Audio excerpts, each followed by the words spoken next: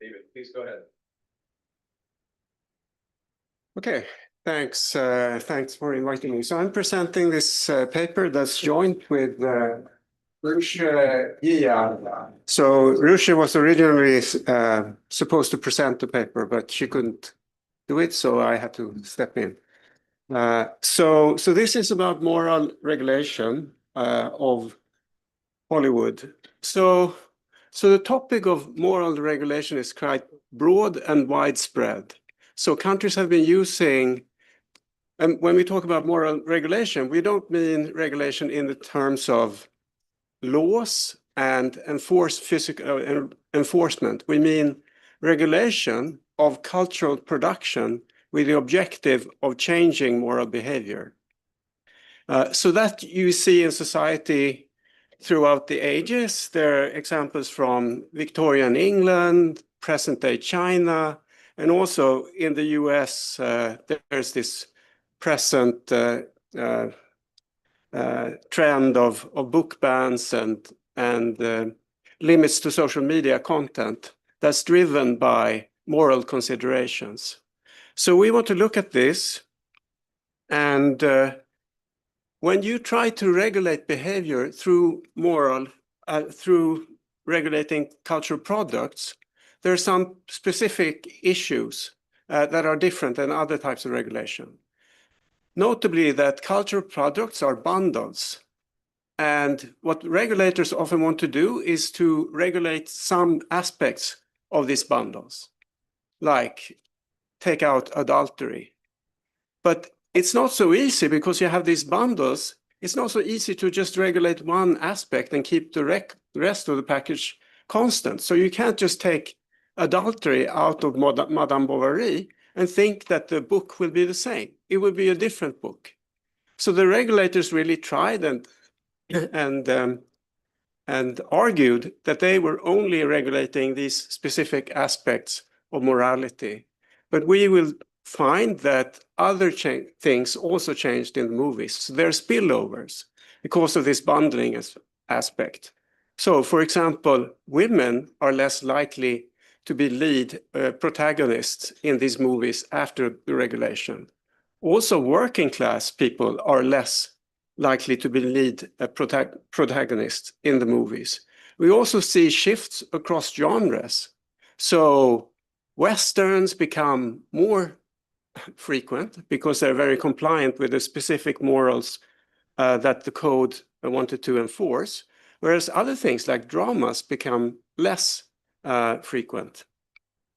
So we're also interested in the effect of market size on the compliance with regulation, as well as the identity of the creators, in our case, the movie film directors.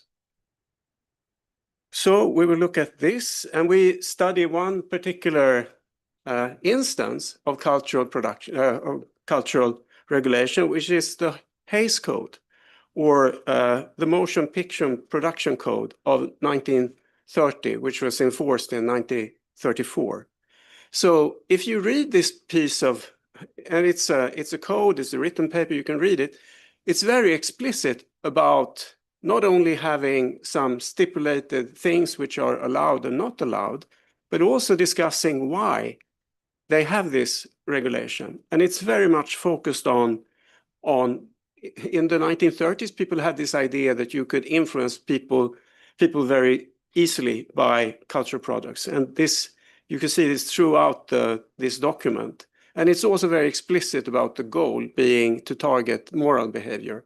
So here's just, art can be morally evil in its effect. The motion picture, because of its importance as entertainment, has special moral obligations. So this is the view, and then they developed this argument about what type of moral behaviors should be regulated.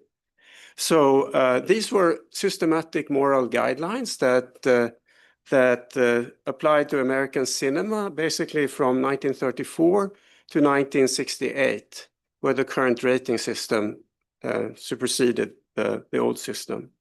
So this was regulating crime, violence, family life, religion, and other things. I will go into that in a minute.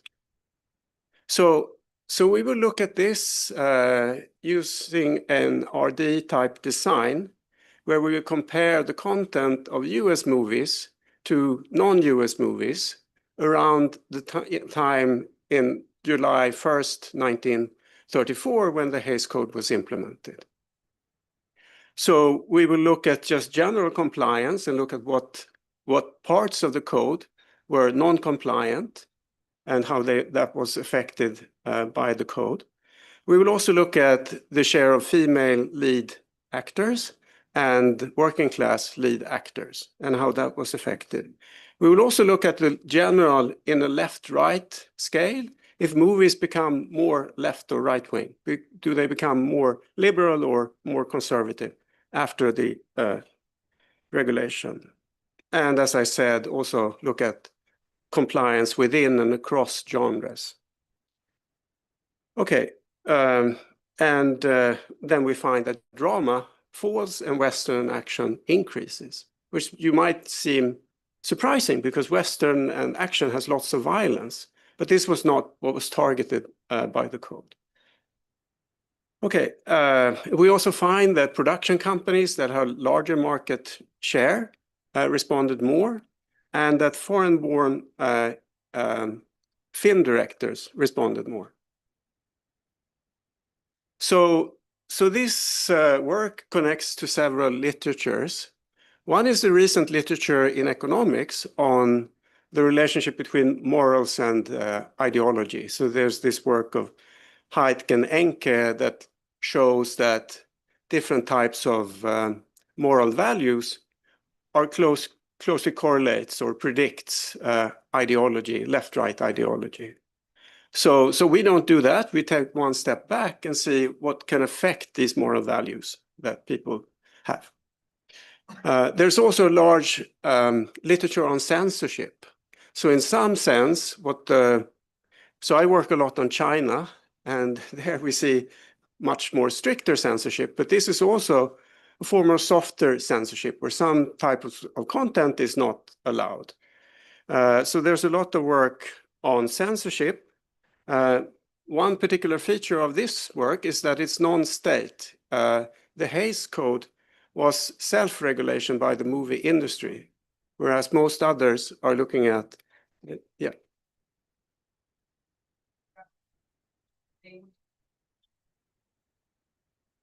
Like, in terms of contribution, should we think about that as separate because there's a threat that the government enforces on the private sector instead of the government directly doing enforcement and effective behavior?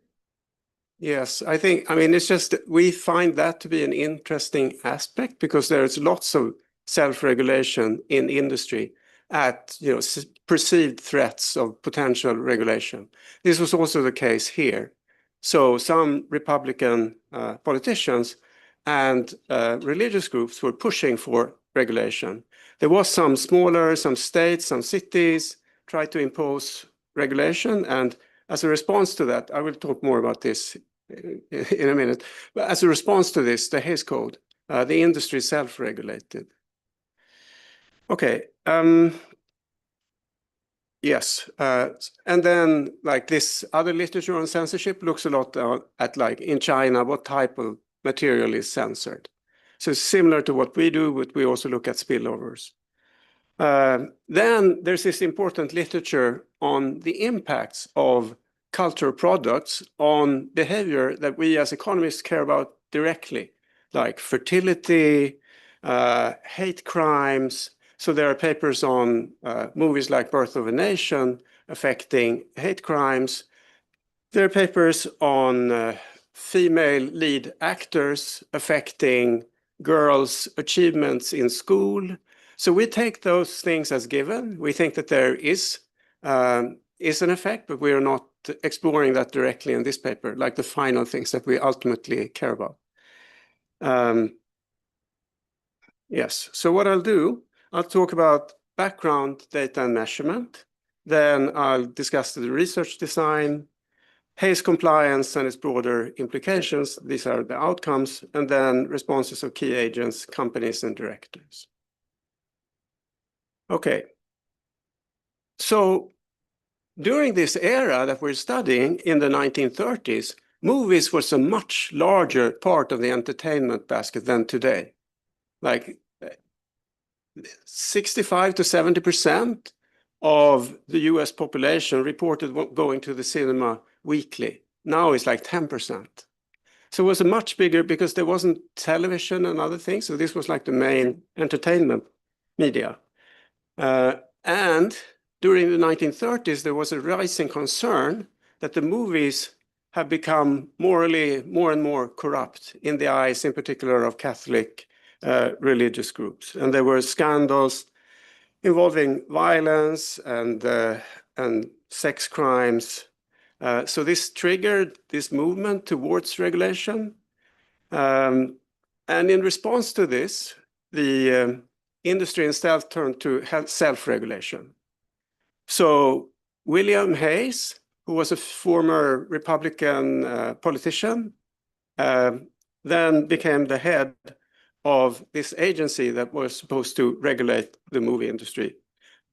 And the production code was drafted in 1930, but it wasn't strictly enforced until June 13, 1934, when the Production Code Administration was formed to enforce the code strictly. So all movies released on or after 1st of July 1934 needed to obtain the seal of approval from the PCA, the regulators. If they had that seal of approval, then they could access the distribution channels that were controlled by the industry. So it wasn't that you didn't have to. So if you were a movie producer and you wanted to make a bit more money by making a movie that didn't comply to the regulation, you could do so. It was just more costly for you to distribute the movie, because you didn't have access to the distribution channels. Okay, so what moral dimensions? Whoa. Okay, we're back. Were regulated. Crime and violence was a big thing, and in particular, avoiding glamorizing or graphically depicting violence. Moral resolution. So moral resolution is an interesting concept that's also very present in the Chinese regulation of movies. And what it means is that people who do something that's morally bad should, at the end of the movie, things should go bad for them. So if they are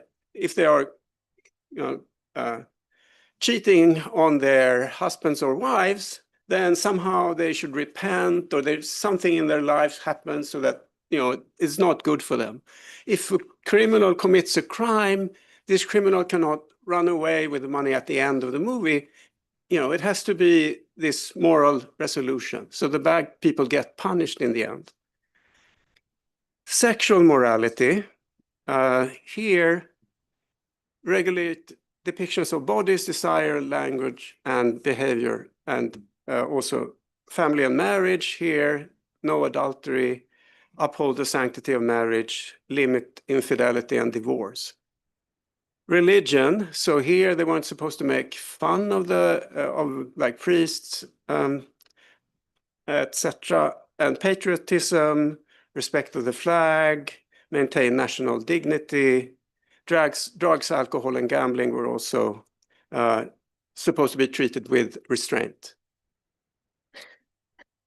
Okay, so if you look at these values, and through the light of like the recent moral foundations theory popularized by Enke and Hayek, there you can see that the morals that are regulated are more on the conservative side, which makes sense because the people who wrote the code were firmly based in this Catholic tradition. So they emphasize sanctity, purity, loyalty to your spouse or to your nation, authority, these kind of things. There's nothing there about the stuff that other people might care about, like care, fairness, liberty, norms against racism, sexism, and expression of free speech that we might regulate more today or care more about. Yes. So it didn't extend to like books or other. No. Yeah, that's right. That's right. So until 1952, movies were not protected by freedom of speech through the, what is it, the First or First Amendment? First, thank you. First Amendment. But after 1952, after 1952, but these other things were, right? So I think that's maybe the reason. It could also, I mean, if you read the Hays Code, it's also the case that these people think that movies are just way more influential on people's behavior than stuff that you read. Yeah. Okay, and it was also something that everyone went to the movies, not just the upper class who were like reading books. So they thought more it's important to regulate. Okay, so the data that we have, so we have movies, plot summaries, release year, country of production, genre, production company, directory, stars, etc. So we have this from the IMDb database. So the main sample will be around 14,000 US-made movies between 1925 and 1955. And then we have 11,000 movies of non-US produced movies, mainly European. Then we will show you also trends for the later period. Yes. Yeah, I guess I'm wondering about some programs, especially if it's mostly Europe, right? There's other stuff happening in Europe too that might make it difficult because for groups of leaders that can arrive the labor movement, communism, fascism, war. Yeah. You know, these things together. Have you thought about how? Yeah, we thought about it, but it's, as you say, it's kind of not so easy. We were thinking, for example, excluding Germany, it doesn't make it. But the trends in Europe are not very strong around this specific date. And in particular, even if we have long run trends, the identification is through a sharp break, you know, around 1st of July, 1934. So we're hoping that would take out, like, so we control flexibly for these long run trends separately in Europe and the US. And then we're just looking at the jump in 1934. We could try that. That might be a good idea. Do you think that's more stable? I mean, I would keep it. I would kick out Germany, which we did, but yeah, yeah, Italy, yeah. I'm just wondering whether you can do it by the nationality of the production team or the director, because this is when Mexican cinema action takes off. Okay. North America. Crazy films. Okay, we could try. I'm not sure how big the sample is, but we could certainly try. Thanks. Yes. The depictions of immoral behavior, crime, violence in American novels. Yes. Yes. Yes. Well. Yeah. Yes. So that's, we thought about that, and the reason we haven't gone there yet is that the scale and it's not clear exactly how to code similarly the synopsis of a movie or compare it directly to a book, but it's a good idea. Yes. If you're living on the discontinuity, what do you need a control group for? Yeah, I mean, we will focus on the discontinuity, but yeah. Seems less controversial. Yes, I agree with that. Okay. Yes.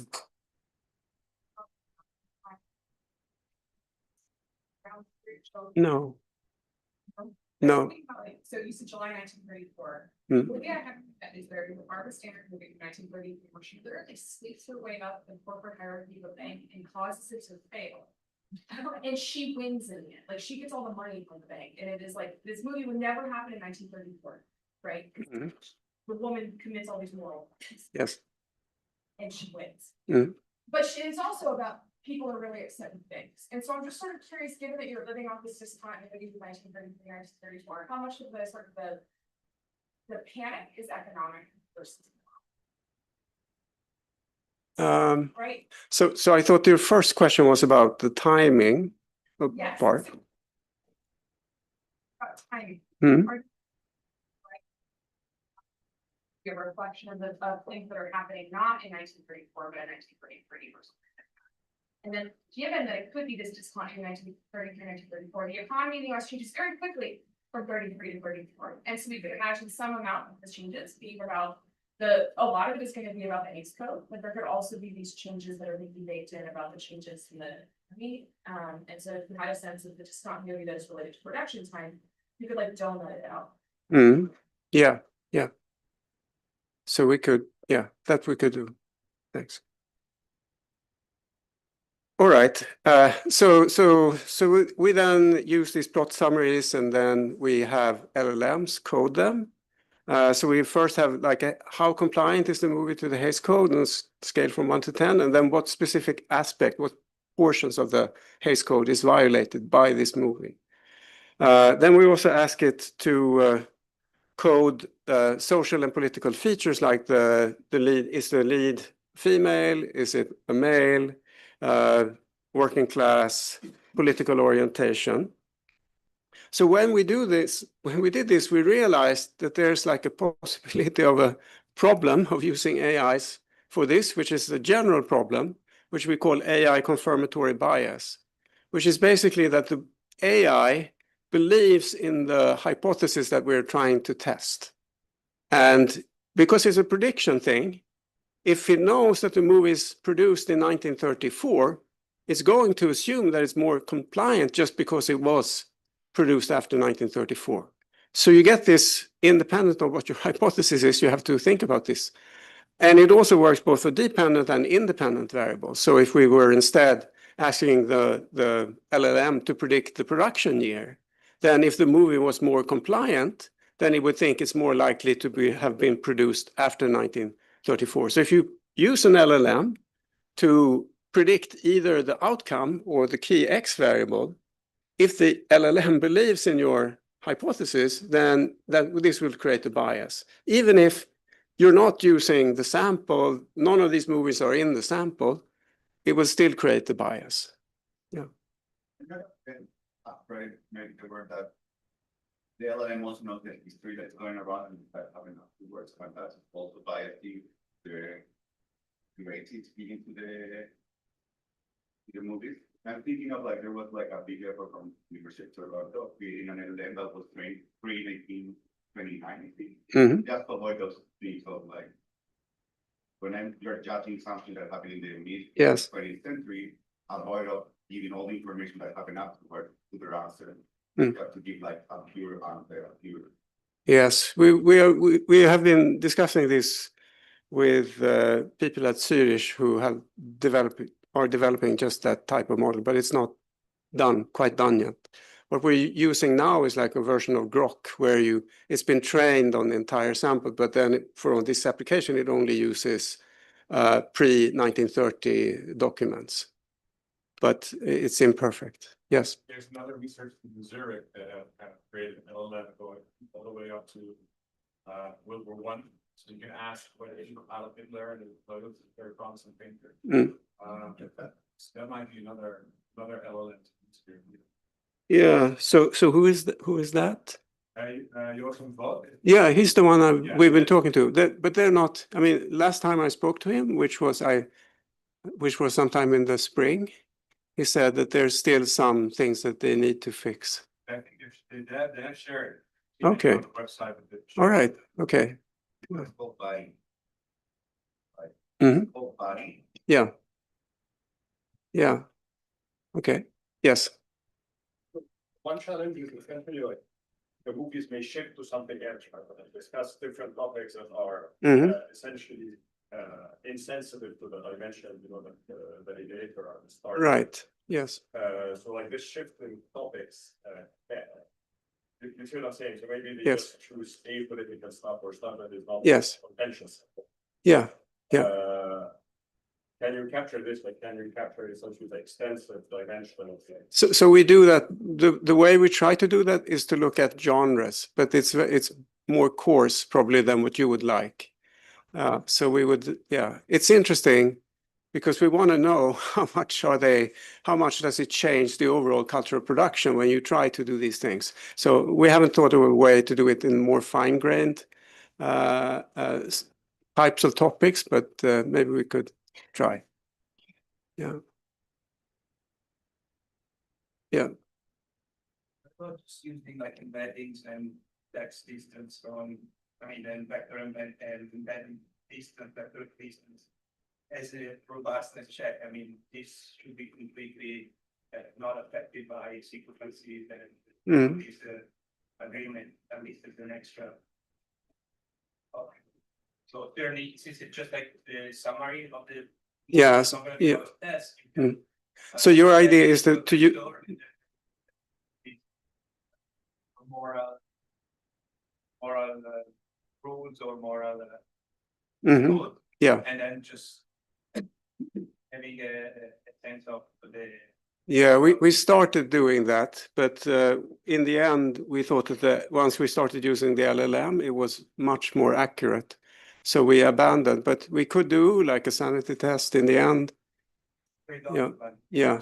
And I think that these concerns that we have are more important for things like the just Hays Code compliance, less so for like whether the lead is a female or a male. I think there it's less easy to come up with stories why that would be biased. Okay, so here's just an example of how the LLM codes things. So to the left is Babyface, movie that was mentioned earlier, which is very Hays incompliant. It gets a score of 2 because it has sexual exploitation and seduction, which is non-compliant. It has lack of moral punishment, which is said, which is non-compliant. And the cynical tone and ambiguous morality, non-compliant. Political orientation, female sexual agency and empowerment, cynical view of gender and power dynamics, moral ambiguity and use of seduction, individual survival, and pragmatism, lead gender female, social class, working class. And then the movie in 1934, it's all about Eve, is highly Hays compliant. There, it's compliant regarding immoral behavior, no explicit content, moral resolution is compliant, romantic ambiguity compliant.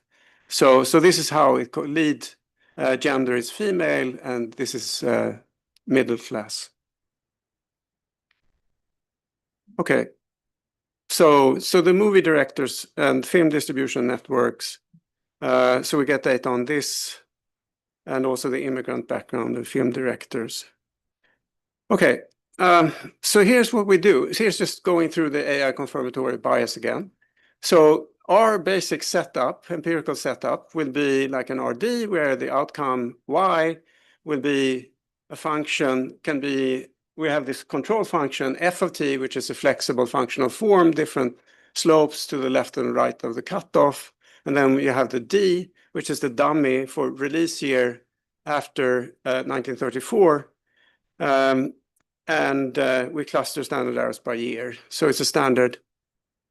And then we do the comparison by to non-US movies. We just add the interaction between the US and the dummy and the US and these flexible time trends.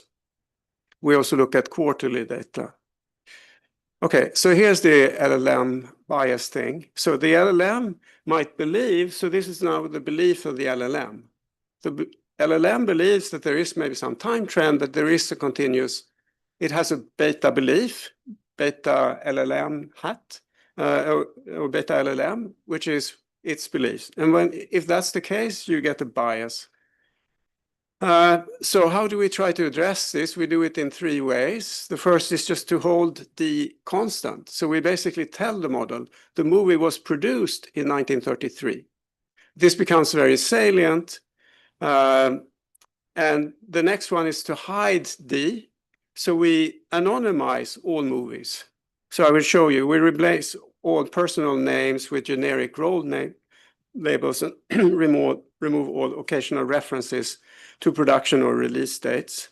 And then finally, we control for D-hats. So there, we ask the LLM to predict the production year, and then we control for the production year in the main regression. Yeah, and then we also use this Grok model of like pre-1930 and earlier knowledge. Yes. Why are you not concerned with the people writing the file summary also? Can you use script record for some movies without it? Yeah. I mean, these are just people writing. Sort of, sorry. But the robots, yeah. Yeah, we could. Yes, we could do that. I'm less concerned. I think like the regular user is just someone who watched the movie and wrote the synopsis. The LLM has like read all this stuff and know all these things. So we're kind of, it's much more sophisticated than the average reviewer. Okay, so here's an example of the original synopsis. It would be like Eve Harrington and Baxter is waiting backstage to meet her idol, talented but aging Broadway star Mango Channing, Betty Davis.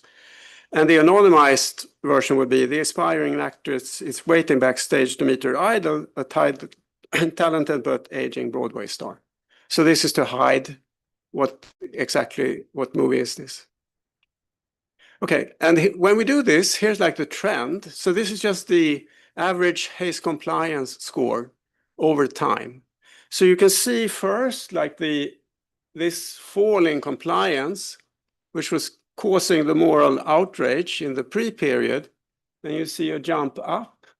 And then you see so here's the 1952 is the First Amendment freedom of speech ruling. And then you see this downward fall and here 1968 is when they got the present day movie ratings. And this whole thing is like the sexual revolution here. But then you see it goes up, and now we're almost back to the 1930s in terms of Hays Code compliance. Yeah. You can also see that, so yeah, so if you look at so here's when we tell the model, it was produced in 1933. Those are the blue dots. You can see that they're always below the rest. So that's an indication that the model believes that if it's, then it's less, if it's pre-Hays, then it's less compliant. You can see that the jumps here are like basically similar size. And here's like these things are the Hays compliance with 1930 knowledge. You can see the Grok has a or even bigger jump, but it looks very similar, however we control for things. Yeah. Yes. So if this suggests, like, is this driven by a lot of movies that are just, again, like about uncontentious topics, the relevance, like, no, it's a shift to it's a shift to the overall distribution. We were also thinking that would be just a shift on the lower tail, but that's not the entire distribution is shifting. But it's correct that many of the movies are not in compliant with general morality. Okay, yeah. So here's just two. I would just skip this maybe. Here's just two measures that shows that the Hays compliance ratings are related to stuff like their current parental guide rating. Okay. So this is what it looks like if we zoom in on the period close to the implementation. So 1934 is partially treated, but you see this clear jump. And here's like in the outside of the US. We could try like different subsamples. It looks not very different. So here's where, yes. But it's comparisons that the US is becoming less compliant in the pre-period. Yes. But the comparison groups are not. So there's something specific to US cinema that's becoming, you know, more, immoral by this definition. Yeah. And that's what relates to Sarah's earlier questions about the economic conditions and whatnot. Mm.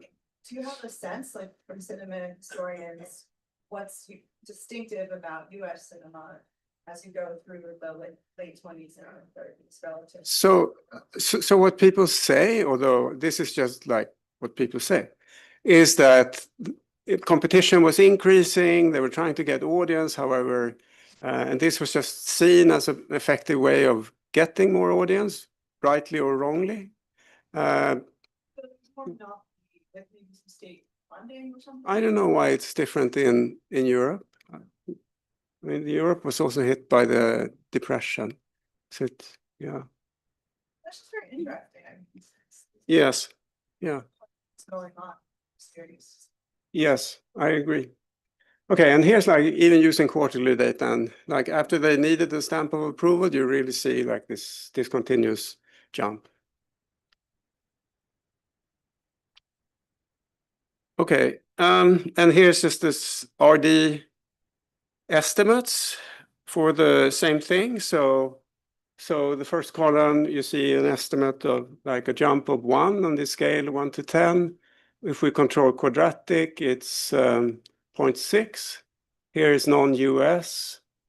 And here is like when we have the non-US as controls, then we get the score, which is around an effect, which is around 0.8. And this will be like our baseline. And if we do like all the things that are methods to control for this AI bias, so here you can see, here's like when we put the year equals 1933, then the bias is smaller, so it's, sorry, the jump is smaller. It's 0.7 instead of 0.8. And you saw that everything was lower, then there's also like a slightly smaller jump there. Yeah, here you see the anonymized text, then it's also 0.73. And here's like with the LLM predicted production year as control, then it's 0.78. So whatever we do, we still see this jump. Yeah. It's interesting. Do you see the jump in the European films or the non-US films? Is that because they want to distribute to the US? I mean, they do, but so we don't know which European movies were shown in the US. But if they were, they have to comply to get access to the distribution. So part of that, even though it's not significant, part of that jump, or maybe it was significant even in here, yeah. Yeah. Yes, good point. Thank you. Yes.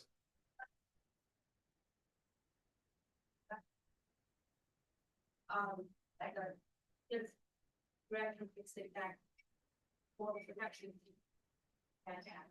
Yeah, I will get there. At the end, we have some effect, some director fixed effect estimates.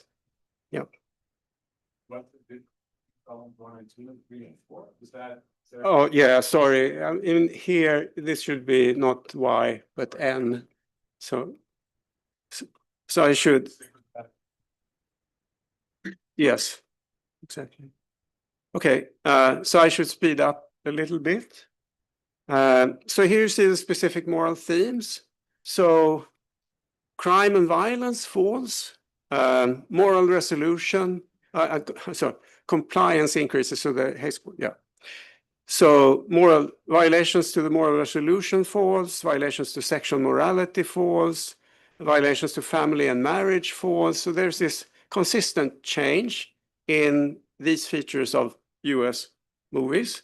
Where we don't see anything is religious, patriotism, drugs, alcoholic, basically because they were compliant to start with.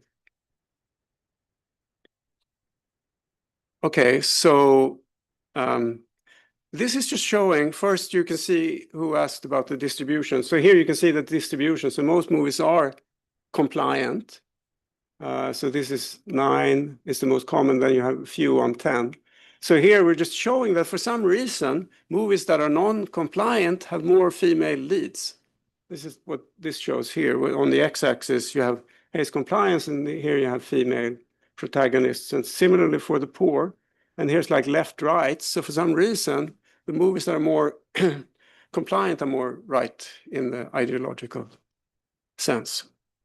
Okay, and here are the effects on protagonist female. So you can see that there's a jump in the share of lead female actors, a jump down in the share of protagonists that are poor. And here's like the liberal score was going up, and then it just stays flat. Okay, and in the non-US, there's nothing. So I would just skip. This is just a regression table for the same thing.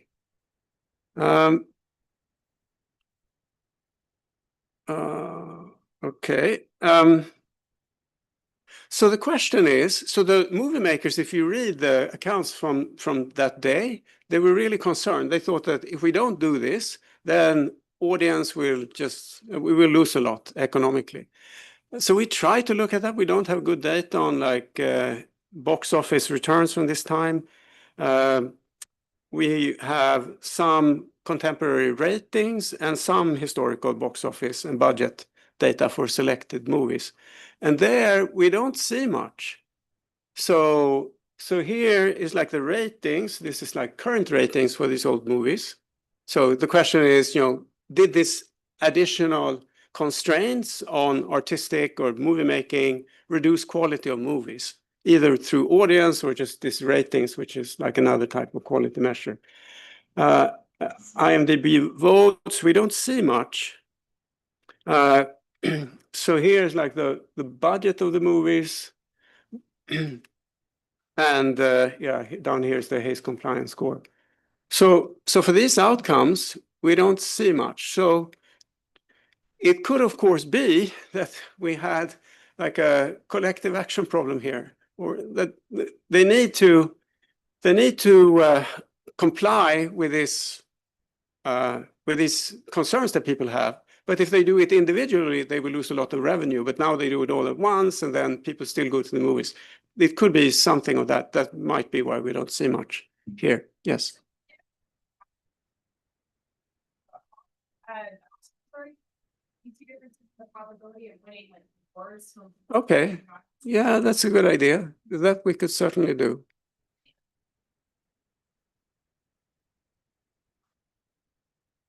It would probably be like top box office stars. Yeah. To have the movie, the actors, you could sort of think about, like, I know like Mae West, like famously, like when this stuff happens, like she goes from career, she goes from being incredibly famous to quite poor. Yeah. She's associated. Right. Yes. Thanks.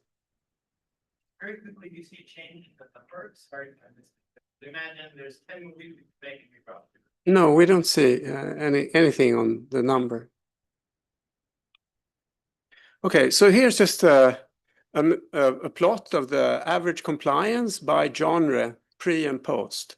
So the pre is gray and the post is dark. So you can see that the least compliant movies were crime and drama, and the most compliant was Western for some reason. I don't understand. I mean, lots of people are killed all the time in Western, but they're like deemed most compliant. Action, yeah, moral resolution, maybe, yeah. Yeah. Could be, yeah. Anyway, then you also see so here's you see the shift within. So the least compliant are the ones who are changing most in compliance score post to pre. But you see movement in all of them.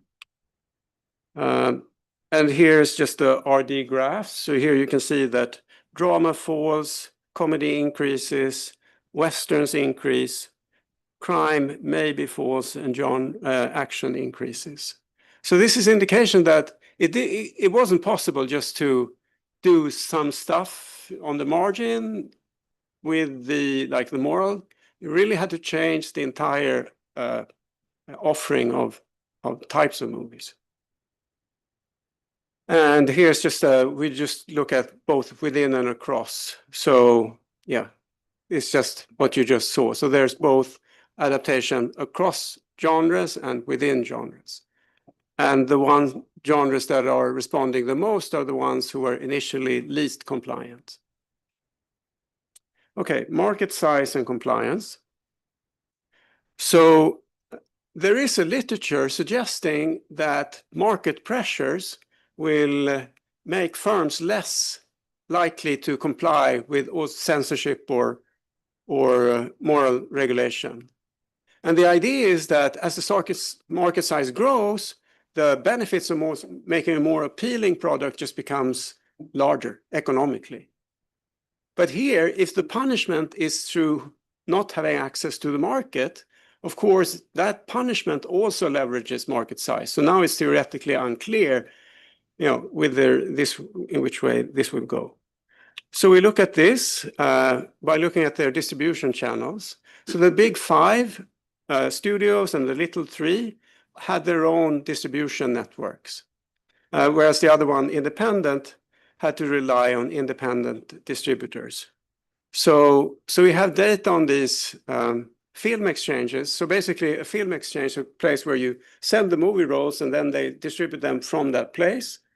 So we have data on those and where they're located by each distributor. So you can see Paramount here, which is red, is distributed across the nation, whereas first division exchanges are just in the Northeast.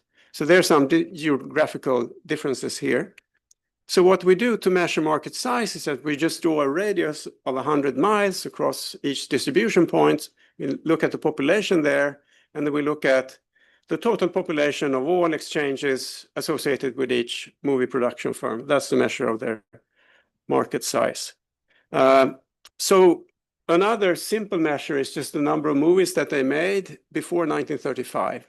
So we interact this with our post variable, and then we see that the producers which had larger market size reacted more, and the larger ones. And we don't see any relationship to the regional composition where they were distributing their movie, potentially because they were more compliant ex ante. Directors and moral compliance. So now we look at within director evidence. So we look at, in particular, immigrant directors, which were important in this period. That was like Alfred Hitchcock, Ernst Lubitsch, Frank Capra, making tons of US movies. Of the 1,300 directors, we have immigrant status identified for around 1,200. Main origins are Britain, Germany, France. So here, you can see we have director fixed effects, and then we see compliance increasing more for the film directors with non-US descent. But we thought first that it would be the other way around, but we figured, I don't have, here. So basically, that can be explained by the fact that the European film directors were more non-compliant in the pre-period. So that they were reacting. First, we thought maybe they would have a stronger artistic vein, they would react more or less. But now we just feel that it's just part of this. Those who are least compliant react more, and that applies also to the immigrant directors. Okay, so takeaways. So what we find is that this Hays Code moral regulation did significantly reshape movies made in the US, both in the targeted ways, in particular like the moral stuff, the crime, the political tone, but also who are the lead authors, lead actors. We find that the largest movie studios were the ones who responded the most, and immigrant actors responded, directors responded more. So just to show you something very brief. So we're not sure whether we want to go there, but we have done some work on just looking at, like, is any behavior affected by this? And then we just make a shift share instrument where the shift is the change in haze compliance and the share is the cinema density in 1933. And then we run a similar regression, and there we do see that this shift is correlated positively with increasing Republican vote share, increased marriage share, and nothing much. We were looking at early, what is it called, like early age births, but we didn't find anything on the birth side. So maybe there's something there, but we're not sure whether to include that. This is where we are now. Thank you. Thank you.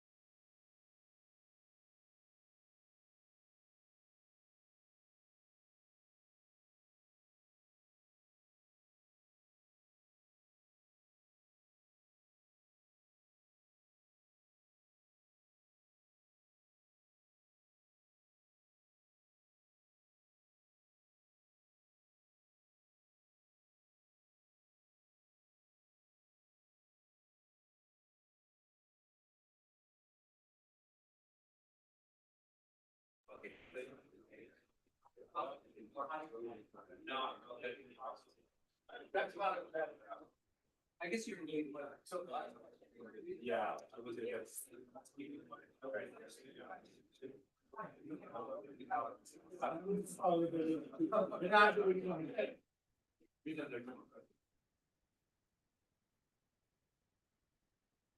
All right, David, I'll give you your 2 minutes back. Thank you. Thank you very much for including the paper in the program. I'm very happy to be presenting today.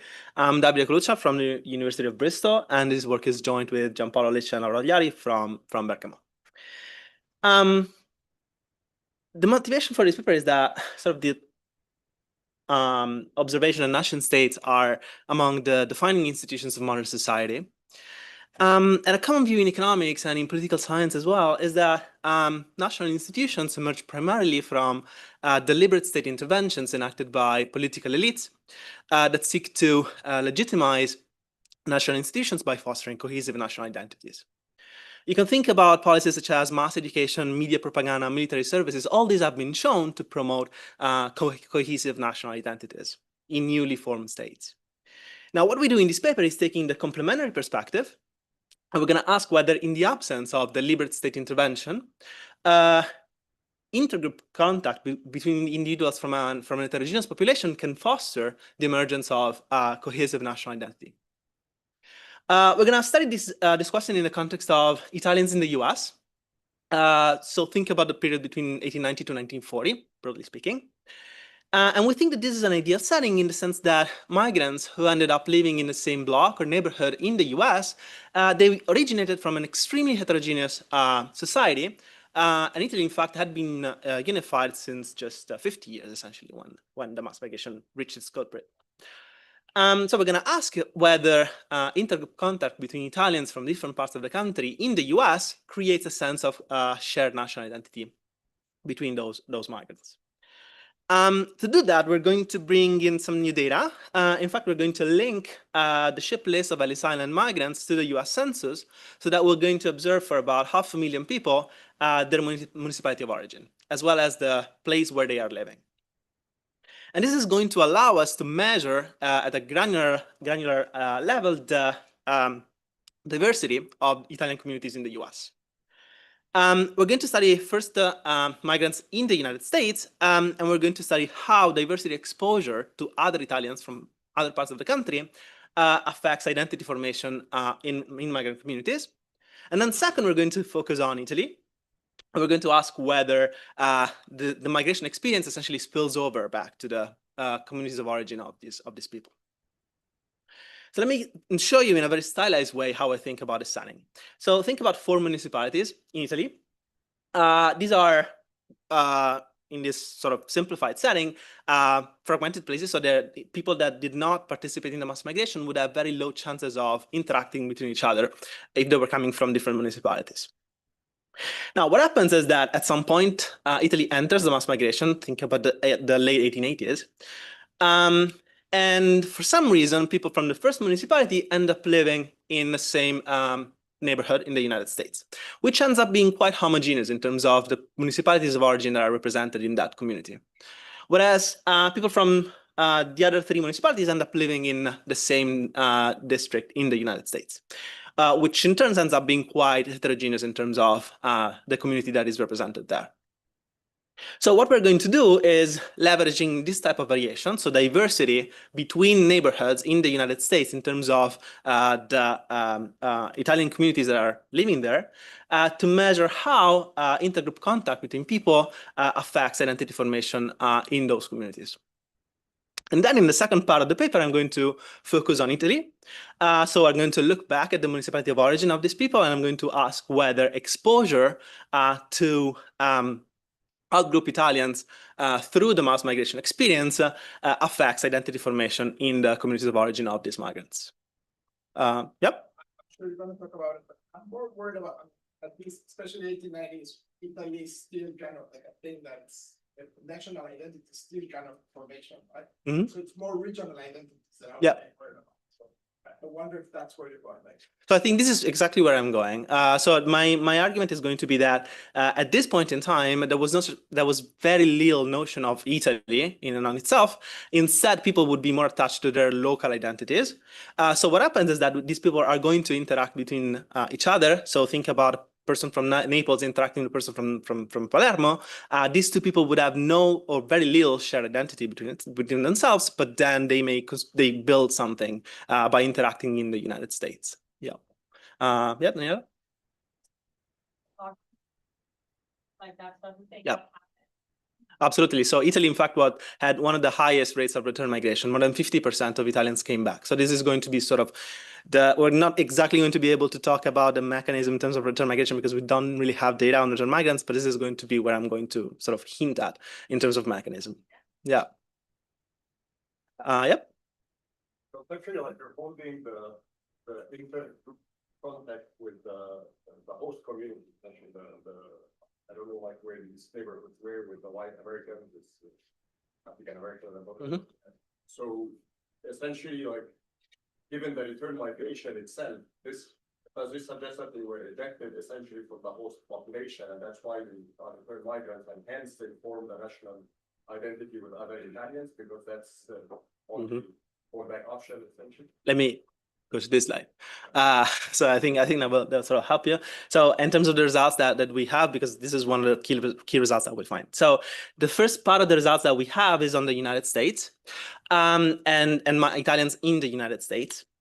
So what we find is that exposure to more diverse communities of Italians in the US creates a sense of national identity. We're going to measure that through names mostly, but I'm also have evidence based on marriage patterns. So basically, in places where the Italian community was composed of people from more municipalities, we do see a sense of emerging sort of national identity, which comes at the expense, as you were sort of thinking about probably, at the expense of slower assimilation into US society. So it basically in more diverse communities, we see an emergence of group identity that is distinct from both local cultural particularism in Italy and sort of US identity.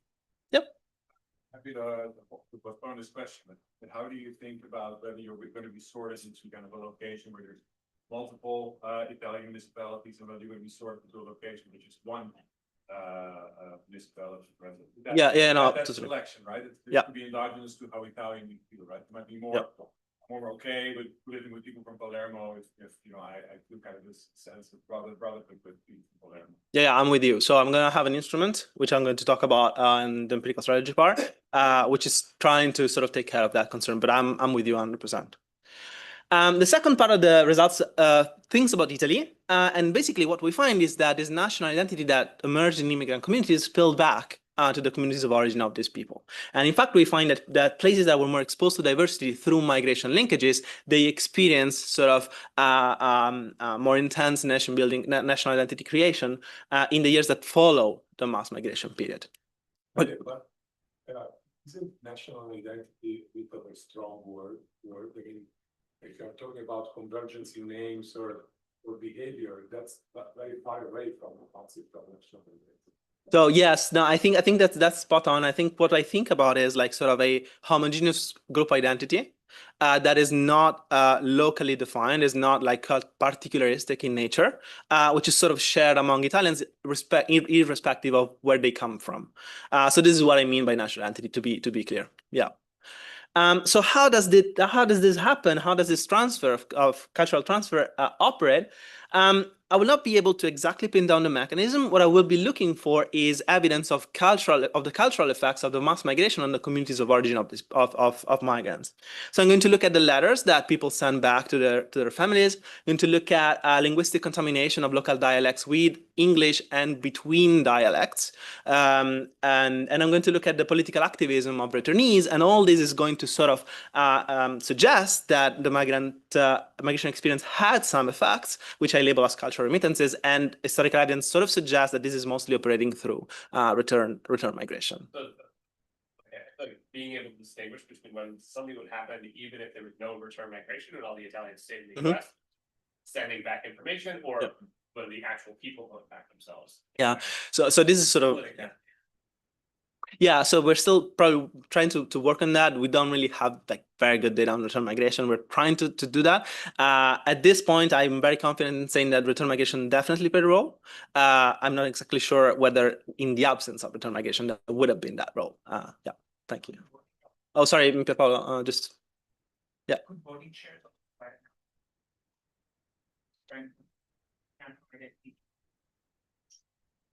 Yes, they could. I'm a bit reluctant in using voting shares because they are a bit of a bundling up a lot of things together. So I'm not exactly sure how, we're not looking at that at the moment, but we definitely could. Yes, thank you. To get at the issue of national identity, something that occurs that for the First World War, a lot of these Italians actually go back and fight for Italy. We're gonna look at that. Oh. Yeah. Great. So let me tell you something about the historical background. Probably you know more than I do, but specifically about the Italian experience. About 4.2 million Italians settled in the US between 1892 and 1890 1924. Part of the so-called second wave of the mass migration period. About 70% of them originated from the south, so south of Rome. And Italy, as it was being suggested before, had one of the highest return rates. So about 50% of Italians, these are estimates, but about 50% of Italians came back within 30 years of migrating to the US. Many people have written about the fact that the US had a very permissive immigration policy until 1917, 1921, especially for Europeans. Italy had no immigration restriction whatsoever until well into the fascist period, so the mid 1930s. So overall, I don't think we have to worry a lot about migration restrictions until obviously the Quota Acts in 1921, 1924. On a little on the fractionalization of Italy at this point in time.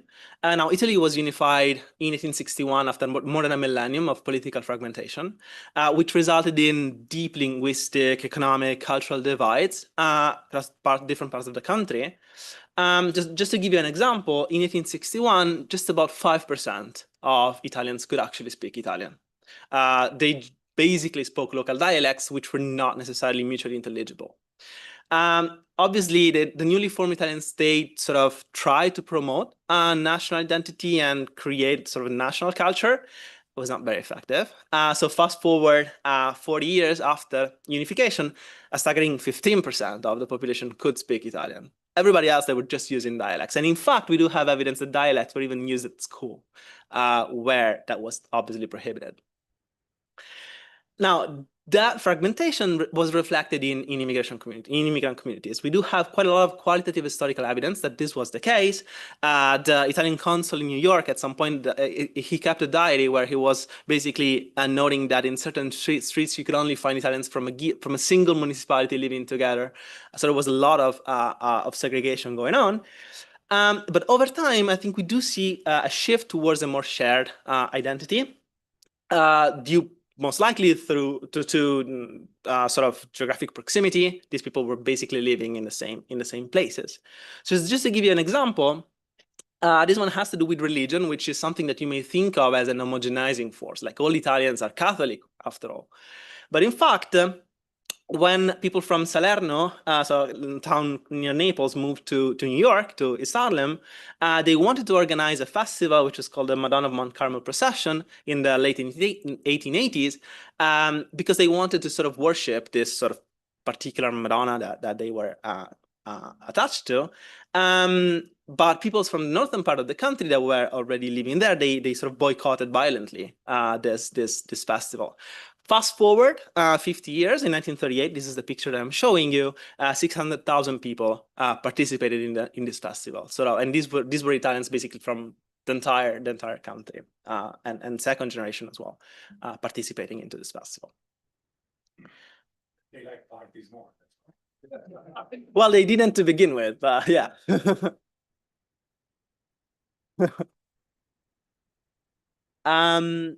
So the second, so now let me move to the data that we assembled, which I think are sort of an integral part of the contribution that we try to put forward. So we have one problem, and so basically what we need is to measure the diversity of the Italian community in the US. But the US Census did not collect information on the place of origin beyond the country of origin of immigrants, just scattered data on that. And Italy didn't collect any data, I know, in general. So we basically don't have a lot of information about the within country origin of these people. So our solution was to recover that from ship manifest at Ellis Island. So basically, ship companies were required to provide Ellis Island officials the list of passengers by law. And we find approximately 4.1 million people, Italians, in those lists. And in previous work, I managed to georeference the municipality of origin of these guys in about 65% of the cases. Okay, so this is going to be, so this 2.7 million people is going to be the sample that we try to match to the census. Not just birth vote. It's the last place of residence. Yes. So very. Oh yeah, absolutely. And there's actually I checked that it's that like ports are not overrepresented and all this type of checks. Yeah. Okay. Great. So let me show you how this looks. So this is a page of a ship list. We do have quite a lot of information. We have the ship where the guy that was arriving at Ellis Island. We have the port of origin, in this case Naples, the date when they arrived, and we have individual level information on these people. So in this case, I'm highlighting a random guy, Raffaele Coluccia, who was the eldest brother of my great grandfather. The guy was 17 in 1913 when the boat arrived. So then we can try and look for Raffaele Coluccia in the census. And Raffaele is now very conveniently going by Ralph, so nobody can tell that he's Italian. But the important thing is that we can find that person in the census. Now, this name translation is something that happens very frequently. So we sort of a small methodological contribution that we have in the linking algorithm is to basically include a text embedding model to map name translations close in the embedding space so that we can actually link those people. So then all of this is to basically trace the municipality of origin of these guys, in this case Alezio, a small town in Puglia, in southern Italy, to the place where they end up living, in this case the Bronx in New York. We match approximately 20%, 19% of these people, which is like on the upper end of this, on the linking rates for relevant populations in existing intergenerational linking algorithms. And 96% of the matches that we obtain are single matches. The second bit that we need is information on national identity. We don't have surveys, obviously. So what we do is building on previous literature and use the first names. So basically we use the names that you give to your children as an indication of the identity that you as a parent display. And basically what we're doing here is building on what one linguist has argued, that is that names in Italy, first names in Italy were extremely clustered along geographic lines. So we're gonna basically label a name that is clustered in a few places as indicating a local identity or local cultural particularism, whereas names common all over the country are going to signify that the person is moving away from local cultural particularism. Yes, Bill? What about the third category of names, which are neither of those, not Italian? Yeah, right. So I'm going to distinguish, I'm going to have the foreign name index to sort of measure cultural assimilation into US society, and then condition on giving Italian names, I'm going to be attributing that name. I'm going to show you both things. Yeah. Yep. I mean, should I be worried about like census enumerator squishing down? I don't know how like fine the details are, but like you imagine there's a name, two names in Italy, that when an American enumerator hears them, he writes down the same word. Yeah. So now you've lost the. To some extent, yeah. So we do some checks in that sense. We try to identify names that are like that are most likely entirely coded by census enumerators, and do the analysis only using those names, and results tend to go through. But yeah, that's a fair concern. Yep, Sarah. So this local name index, so this is the index that we construct, which is doing exactly what I showed you, what I told you before, is compiled using the ship lists. And then we compute the local name index and the foreign name index on the names that are enumerated in the census. Yeah. So just to give you a sense, this is the distribution of the local name index. I'm now picking two names, Raimondo and Alfio, odd names, but they appear with the same frequency in the population of migrants. So in panel B, you see the local name Alfio, which is basically only clustered in Eastern Sicily, because St. Alfio is the same patron of whatever small town in Sicily, Taormina. Whereas you'd see no clustering on for Raimondo. So this is basically the intuition that the index builds on. Yeah. Just the two you get there, the upper class versus lower class, does that, do you think featuring is okay at all? So what I'm going to be doing is trying to control for that using census data, like the occupation, industry, and this type of things that we observe in the census. This is post-migration, so this is the best I can do. I don't see evidence that the local name index is correlated with literacy status that we observe in the Ellis Island data set, but this is the only information that I have in the ship list, unfortunately. But that could be a concern. We don't see a correlation with like municipality level income or sort of correlated variables. Yeah. Yeah, Martin?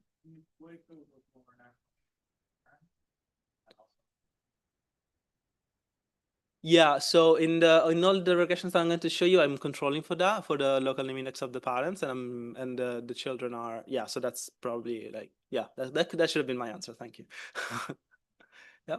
So conditional on giving your kid a value name, how much flexibility do you really have? I mean, for example, the Netherlands in this period, the first son would be called after the maternal grandfather, the second son would be called after the maternal grandfather, et cetera, et cetera. So you have very limited kind of flexibility in that sense. Maybe that's different from my case. So I think so. Initially, we typically have the paternal grandfather thing for the firstborn son. We don't really have the maternal grandfather thing.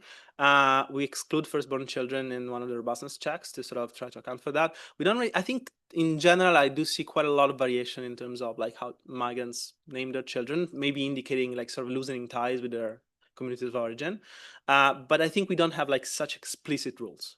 These are like, or I don't know if these are rules, but like, I think there was quite some variability in that sense. Okay, so first part of the results, what happens to Italians in the United States? So I'm going to be building an individual level data set. So basically what I do is I observe a migrant in the first census where they appear by linking that person to the census, and then I link it forward using census tree links. So I have like an individual level panel data set that allows me to track people over time and also as they move across places. And the baseline treatment that I'm going to have is a measure of the diversity of the community of Italians. That is just basically the entropy of in terms of the municipalities of origin of these people. So this is just this is going to be higher in places, in districts, enumeration districts, where a higher number of municipalities are represented within the community. Yep. 8,000. Yeah. For the region level, which would be over. Yeah, so at the region level, I think we have a little bit less variation. We have done that for provinces. We have 70-ish provinces, and results go through with provinces. My sense is that, especially the South, transportation was really poor, and a lot of the sort of life was organized along municipality lines. So I think municipality is sort of the more historically relevant dimension, but we can do that at the province level, and we get similar things. If you're not in a diverse enumeration district, that means you're in a district with others from your location. Yeah. And what that might mean differs depending on attributes of your location. So when you think about the U.S. case, the U.S. Italian American case, there's some locations of origin that are particularly associated with being part of organized crime, for example. Right, right. If you're in like a own province type neighborhood, that might mean a very specific type of neighborhood for province A and a very different type of neighborhood for province B. Right. So I'm just kind of curious what the distribution of this kind of effect looks like, depending on what it means to be with locals. Yeah, no, that makes sense. We can definitely look into that. Yes, thank you. Yeah. Can I ask an enumeration district? So like a lot of these guys are in New York, right? Many, yes. Yeah, and an immigration district in Manhattan is the same block. Right. Problem, Brooklyn too. And so like, is that really the community they're interacting with? Or like, presumably these guys are allowed to walk, I don't know, a block left Yeah. or a block right? Yeah, sure. So, Like, this makes sense in small cities, and maybe you're gonna tell us you can throw New York out and all the action stays alive. But like, my word in the very beginning is like, New York is a diverse place, you're actually not measuring effective diversity, you're measuring effective moving to New York versus yeah. anywhere else.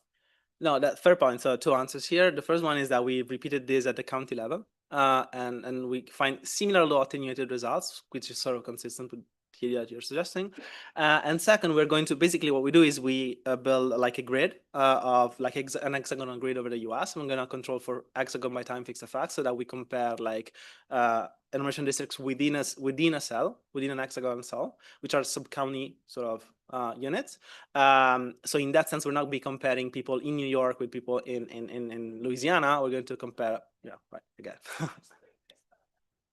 In the hexagon, it's, you could argue it's a little more random that you happen to be on this block with a set of people. But you Yeah. can, like, just sort of through exposure, you learn. Yeah, that was our understanding as well. Yeah. Yep. The census worry? No, it is not, because the census-based project is only it doesn't allow you to track the place where the guy is living within a city. It's only within it's sub-county, but it's not within cities. Exactly, yes. Census.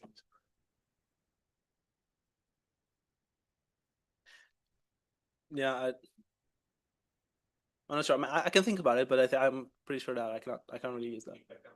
Yep. So the map is going to come with one caveat. So I don't have, yes, thank you for noting that. No, so the thing is that we don't really have GIS data for like enumeration districts for the entire US. So I'm going to show you a map of the US with counties, and then I'm going to show you New York. Exactly. So this is it looks for the US. At the county level, again, this is not the variation we're really using, but this is, so in New York, for example, you see East Harlem, you see Little Italy, these are diverse places, obviously, but you do see quite a lot of variation even within New York. Red is diverse, blue is not diverse. Yeah. Very well. So before I go into regression results, let me just split the sample into high diversity and low diversity places. So high diversity neighborhoods would be places where a lot of municipalities are represented. Low diversity places are places where not many municipalities are represented. And let me just look at what happens at the foreign name index. So a measure of how US sounding your non-US sounding the name that you give to your children is as you spend time in the United States. So in low diversity places, we see sort of a pattern of assimilation. So the foreign name index decreases as people spend time in the US. This is something sort of the general pattern that we expect based on the literature. In high diversity places instead, we don't see anything of the sort. If anything, we see a slight increase in the foreign name index, meaning that in those places we find no descriptive, suggestive evidence of assimilation into in the US. So if we look now at the local name index, so a measure of how distinctively local the name of your children is, we find that in high diversity places, the local name index goes down quite substantially, indicating that you give to your children names that are sort of more nationally evenly spread across Italy, whereas nothing happens in low diversity places. So it looks like in high diversity neighborhoods, these people are creating an identity that is distinct from both the local identity they started with in Italy and the American identity, whereas people in low diversity places are just assimilating into your society from a cultural perspective. Yep. But the diversity measure is designed in a way to look at the local name index, not the foreign. I don't see why it should predict the foreign US sounding name index. While for the foreign one, you need diversity with other non-Italians, right? Not with other communities, with whites, with Yeah. So these are just raw trends. So this is just showing you like the average foreign name index in places that are below or above median diversity. And in the regression that I'm going to show you in just 1 second, I'm actually controlling for sort of measures of how many immigrants from other countries there are and share of Italians in the population. So this is sort of just showing you the very raw data.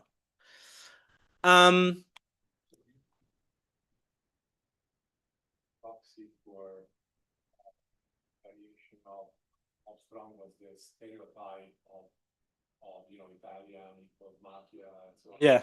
People- Thank you for being implicit.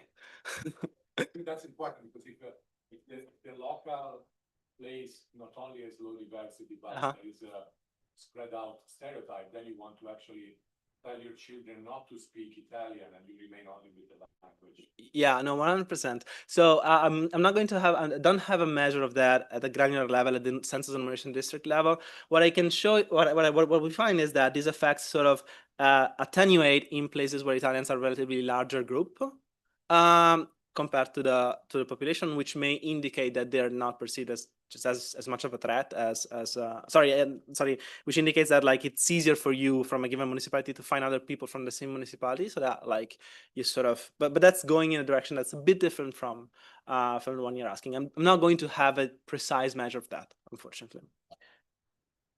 Iowa, in Iowa, all these states that I visited early on, there was the Italian families there were telling us that immediately after migration, Mhm. people, their children not to speak Italian, so they were only speaking that dialect because they wanted to disassociate. Yeah, so in that sense, these places would also be places where Italians constitute a relatively sort of smaller group compared to the population, and I'm sort of running heterogeneity along that margin, but I'm not going to have like a definitive measure of that. Yep. So this is the kids' names, right? Yes. Should there be a free trial? Like you should be able to see that kids who were named in Italy or they moved. Well, yeah, only for those that travel with their family. Yeah, I can do that, and in fact, I can sort of extend this, and they look fairly similar. Yes. Yeah, I can do that. Yeah. And obviously, that's going to be like a smaller sample because not everybody travel with their family, but yeah. So regression analysis very fast. Well, this is just a regression. I'm controlling for stuff. So for the municipality of origin, in particular of the guy and the place where they end up settling. And what I'm interested in is the association between my measures of identity and the diversity of the community. And okay, things sort of go in the direction I was telling you. So in places that are more diverse, the local name index goes down. So people choose names that are more sort of evenly spread in Italy.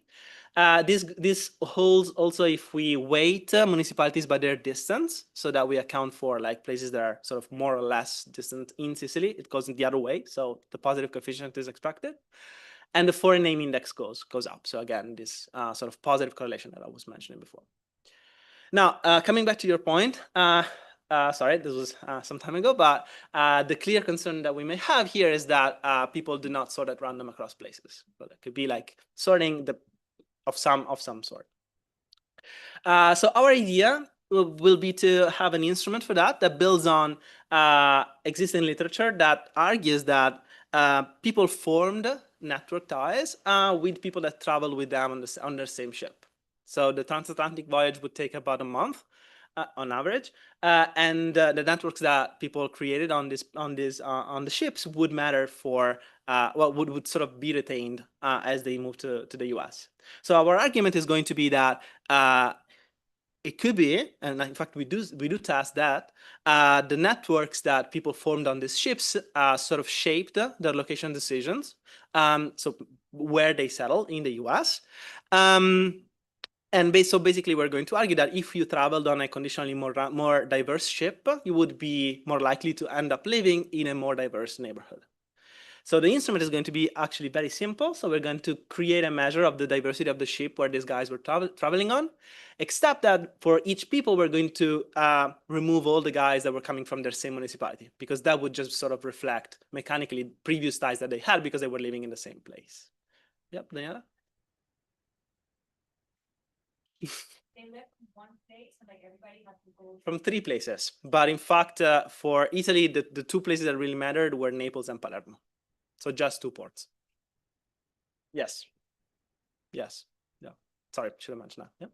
So I'm not saying, imagine I really believe in contact theory. Mm-hmm. And like one little dose of exposure to someone who's not like me changes my whole views forever.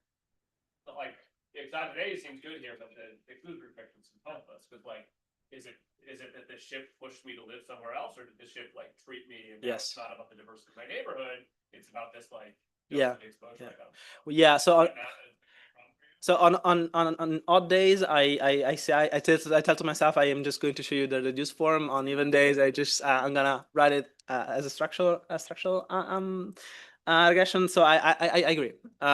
We don't find evidence that the instrument is correlated with like post migration outcomes that are like what occupation you're in, anything other than the place where you settle, the diversity of the place where you settle. But that could still be a concern, to be fair. Yes. Yes, I mean, unless there's some way to like, because you want to show that it's where you actually live and not just a boat, I guess you'd need like future, like almost like a techie thing about your neighborhood changes, perhaps. Yeah, there we have like technical issues because these neighborhoods vary across censuses, so it's a bit nasty how to deal with that. But yeah. Yeah, I don't think I actually believe that back there either. There are people who believe it. So don't believe that, and yeah.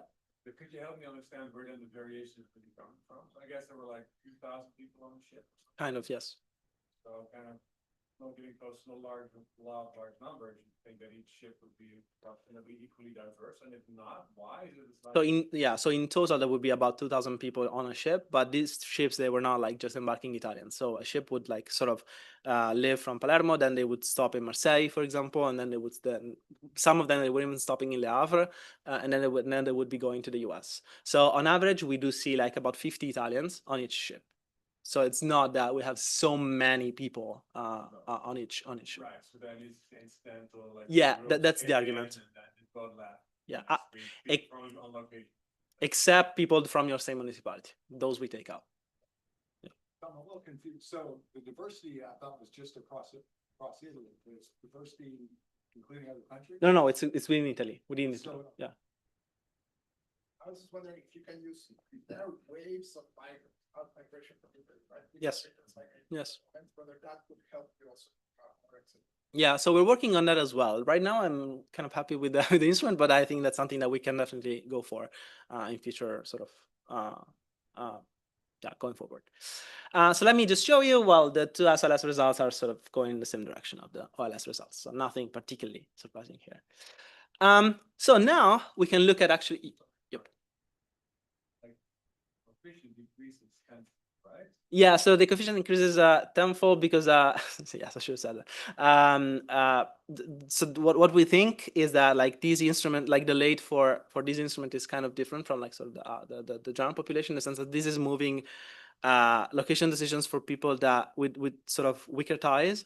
So that like people with very strong ties to like destination communities, they would just go there. They would just follow their previous neighbors, their previous sort of co-citizens. Whereas this is sort of shifting location decisions for people that do not have such sort of strong pre-existing ties, and these are sort of quite different from the other ones. And so in that sense, these may also they may also have like lower rates of attachment to Italy, to national identity. So this is sort of the argument that would Be more on the margin, becoming Italian. yes. That's what we think. That's why we think these are larger. So let me just move into Are younger when they move. yeah, okay. Great uncle 17, or people who are coming from a municipality where there was not much out migration before, so they may not have a lot of ties, and then just sort of give us some validation on it. Right. So we do some of it. So for example, like migrating younger sort of is going in the direction that you're thinking about, but we can be a bit more systematic on that. Yes, absolutely. So what happens in Italy? So basically, we would like to measure to ask whether the migration experience affected the communities of origin of Italian migrants in the US. I'm going to be looking at just one measure of national identity in Italy. We have three, so I'll just very briefly explain to you what we find on the others. So the main measure that we employ are naming patterns, just like in the United States. Problem is that in Italy, there's no microcensus, or at least the records did not survive. So we don't really have individual level data from the census on names. So we recover them from a list of casualties of soldiers in World War I and World War II. So this is going to be only men. and they will cover the period between 1880 more or less and until the mid 1920s.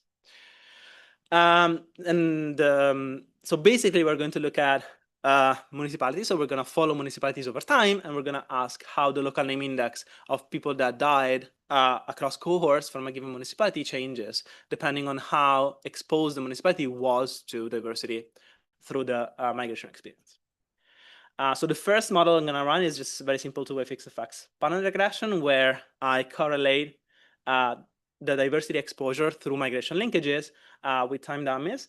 And the diversity measure is going to be just the share of US immigrants from the given municipality that settle in diverse places, in diverse neighborhoods in the US.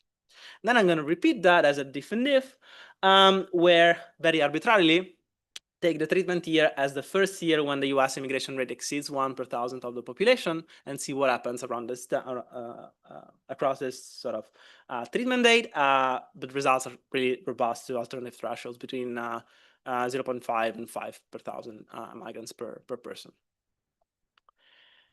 So two-way fixed effects results. So these dots are basically showing you the correlation between the diversity exposure at the municipality level and the local name index before the mass migration, so before the 1890s and afterwards. And what we find is that places in Italy that would be more exposed to diversity through migration links, they do not display different local name index on average before the mass migration starts.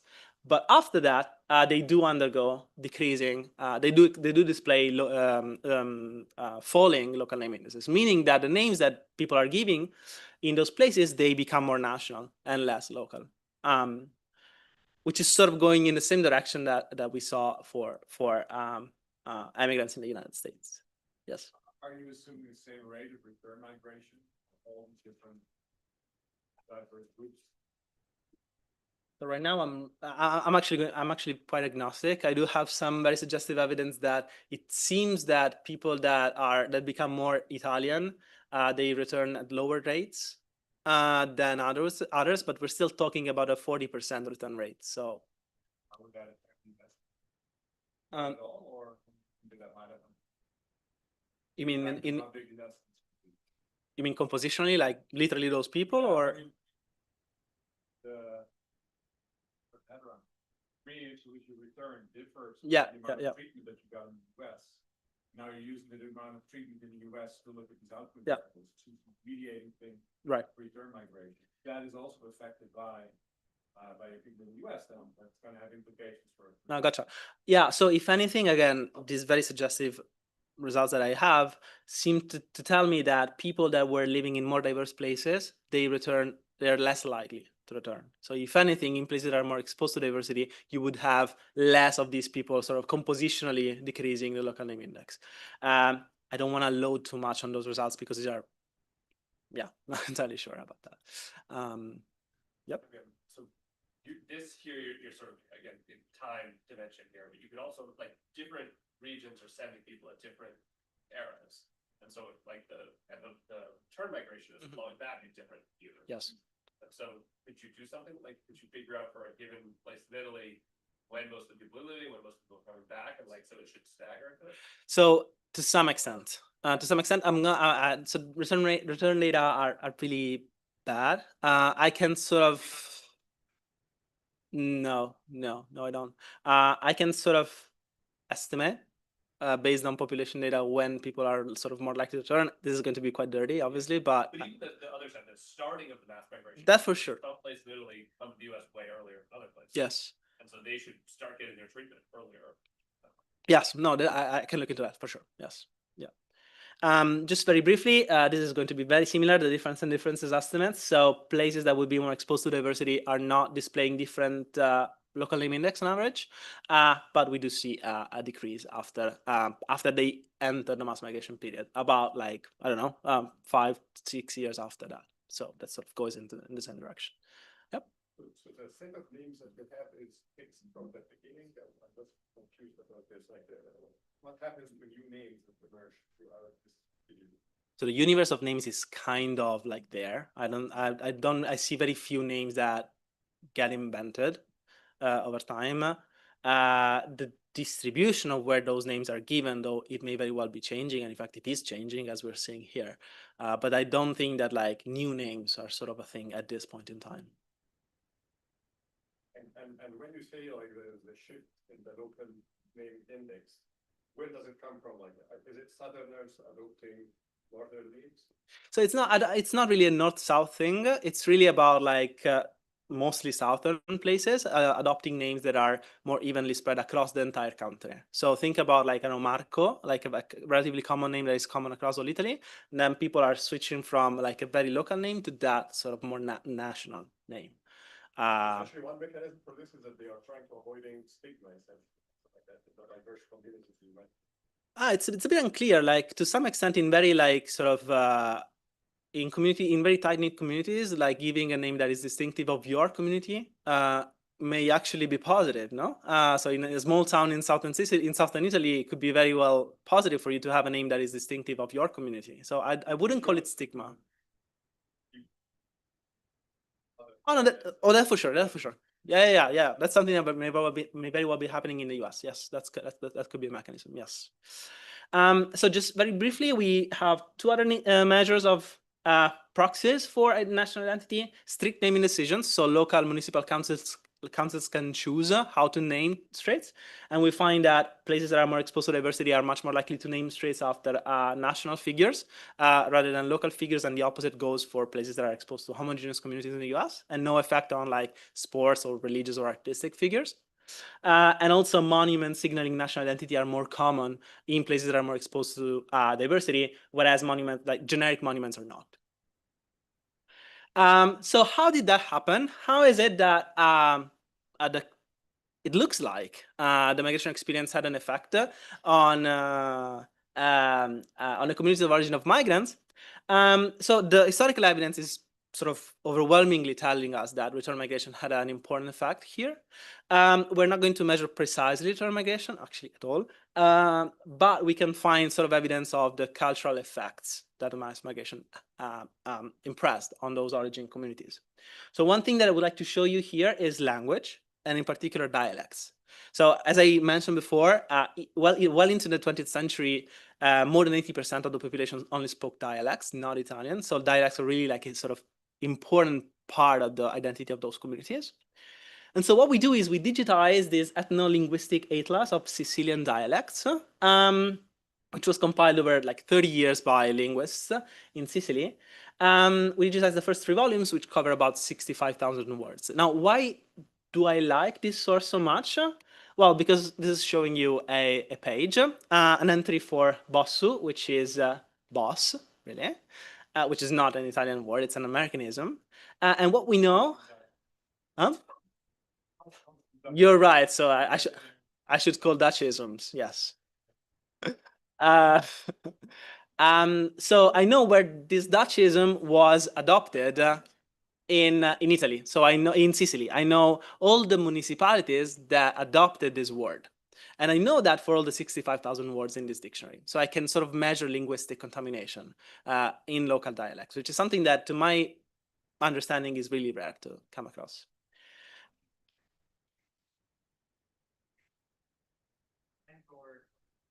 Yep.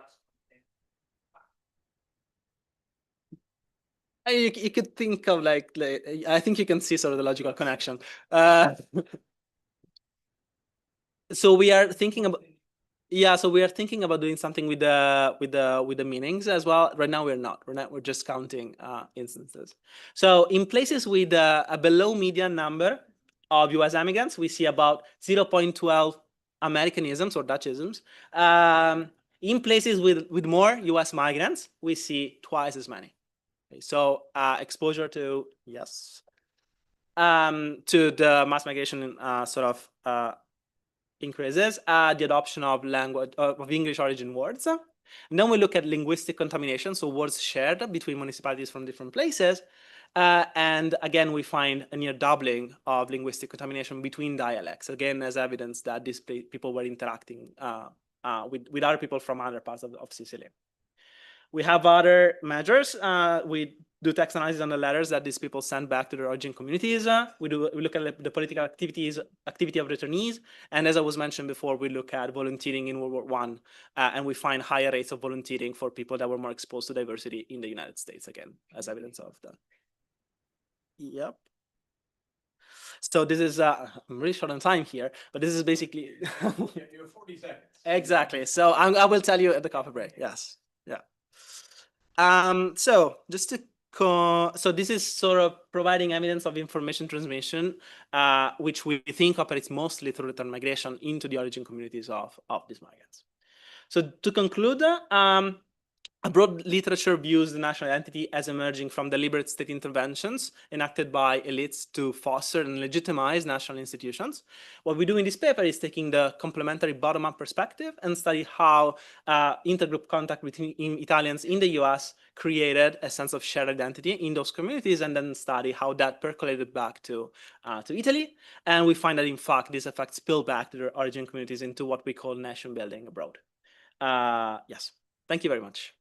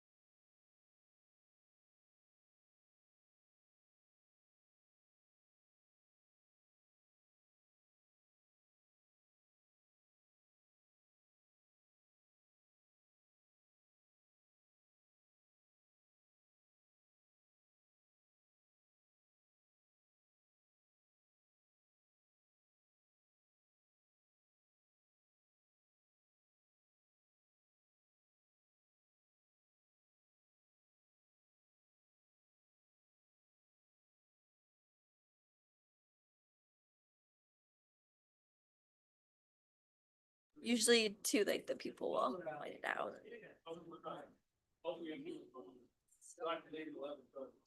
And then next speaker is Okay, thank you very much.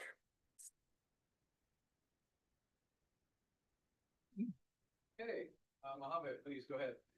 Okay, hello everyone. So first I would like to thank, okay. I'd like to thank the organizers very much for including me in this fantastic program. It's great to be here. And thanks everyone for staying until the very end of the program. That's thank you guys, much appreciated. This paper is joint work with Ash El-Shahawi on religious competition and public service provision. So we know that ethno-religious heterogeneity may reduce public service provision because of the lack of consensus, essentially, on what type of public goods and the level of public goods that are to be provided. Large literature on this and on ethnic groups in the United States, castes in India, in Kenya, and Uganda, and there are very nice literature reviews on this vast body of literature. What we're asking in this paper is a related question is about when do ethno-religious groups provide public service? When do they succeed at provision of public services? Some answers that have been suggested in the literature is about religious competition. So essentially when groups compete with one another over various causes, this may lead these groups to actually provide public services to retain members or to gain new members. Provision of political legitimacy, for example, in early modern Europe between the Catholics and the Protestants, supporting the indigenous cause in Latin America between the Catholic Church and the secular parties, and then, of course, in Lebanon, sectarian politics or clientelism. In this paper, we ask, do existential threats that are posed by new entrants that are essentially propagating for out-conversions from the incumbent groups, does this existential threat induce the incumbents to increase public service provision? In this paper, we examine the effect of the emergence of Western missionary schools. So this is our new entrant group. And the outcome that we are interested in is the provision of modern education by local non-Muslim minorities in pre-colonial and colonial Egypt, spanning the period from 1825 to 1913. So there are a few elements in this sentence that I would like to be precise about, just to make sure we are on the same page. So first of all, what do we mean by modern education? By modern education, we mean standardized curriculum, the idea of great progression, the idea of teaching secular subjects such as history, geography, science, mathematics, with or without religion subjects, right? So it could be a secular schools while teaching religion. Why do we think that the Western missionary schools are posing this external existential threat to the incumbent groups? Because these missionaries aimed explicitly at converting local non-Muslim minorities in pre-colonial and colonial Egypt, and actually throughout the entire Ottoman Empire in Syria and in Armenia as well. When we talk about provision of modern education, what we mean is private order, non-state provision of modern education by these local religious communities, right? So we're not talking about, I'll talk a bit about state education to give you the full picture, but here we're mainly interested in the non-state provision. So the hypothesis of this paper is that the rise of religious competition because of this emergence of the new entrant group via this external existential threat would lead to a rise in provision of modern schools by local non-Muslim minorities. So the context of this paper, we focus on Coptic Christians. Why Coptic Christians? This is the largest non-Muslim minority in Egypt. It's about 7% of the population, about 94% of all non-Muslims in Egypt. It's the largest in absolute number in the Middle East and North Africa outside the Ottoman core. By the Ottoman core, of course, I mean Southeastern Europe, essentially Greece and this area. who were the missionaries? They were predominantly American and French missionaries. They came starting from the 1840s onwards. And the context we're talking about has very limited state modern education provision. Okay, so the state essentially withdrew from the provision of modern schools. Copts started constructing and providing modern education from the 1850s onwards. By 1913, despite being 7% of the population, they owned 40% of all non-state local schools. How about the other non-Muslim minorities? Non-Coptic Christians, who will be essentially the Greeks, the Levantine Christians, the Armenians, and Jews. Both of these broad groups did not produce a similar response, right? However, I acknowledge ex ante that these are very difficult to study because they are much more geographically concentrated. So I'm not gonna, I have results, but it's just gonna show you like a flat line, essentially. Yes. Right. Those who build their own school even before the missionaries arrived. Right, and they did, but here we're talking about, so that will be clearer in the background because we're talking about modern schools, right? So these communities had traditional schools before, Muslims and Copts and Jews and everyone had their own community schools, but these were traditional schools in the sense that there was no grade progression, no standardized curriculum, and so on. So the new phenomenon that happened from the 19th century onwards is this notion of provision of modern schools in the sense that we know it today. Can you tell apart the two? Yes, absolutely. There is broader interest in this question, I would argue, beyond the Egyptian case. As I said, the missionaries, of course, were everywhere. Right? They went to China, they went to India, in the Ottoman Empire. Armenians in Ottoman Turkey is a very interesting example. Christians in Kerala, India. Christians also in Lebanon, Syria, and Armenia, they were very much subject to these missionary activities. So let me give you an overview of what we precisely do in this paper. So in this paper, we construct a novel panel data set at the sub-district and year level that spans essentially the universe of modern Egyptian schools from 1825 up until 1913. So it's a strictly balanced panel by construction. How do we construct it? We construct it retrospectively from the 1907-08 and 1912-13 censuses of modern schools that they are. These censuses are great because they are at the school level and they have the year of construction of each school together with the locality or the sub-district. So from this, we can essentially retrieve the timeline at the sub-district level of each type of school. We employ a dynamic difference in differences. So in this paper, we apply Callaway and Santa Ana estimate. What we find is essentially a positive effect of the first entry of any missionary school. Our outcome is the cumulative supply of Coptic schools.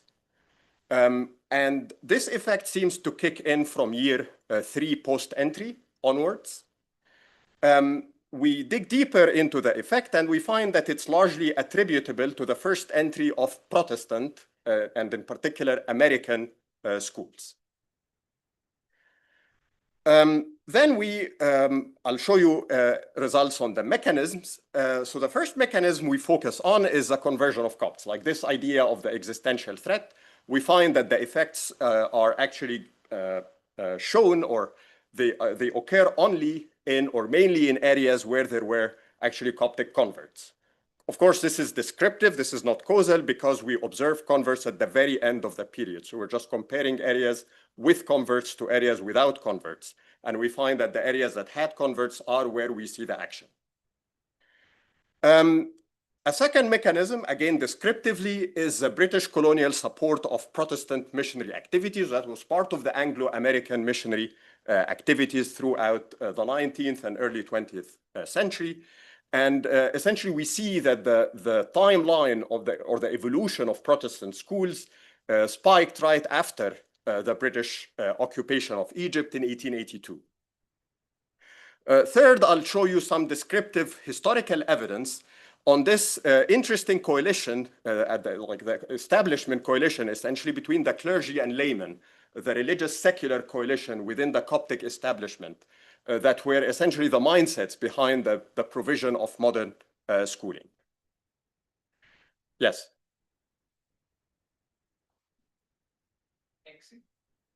Right. Yeah.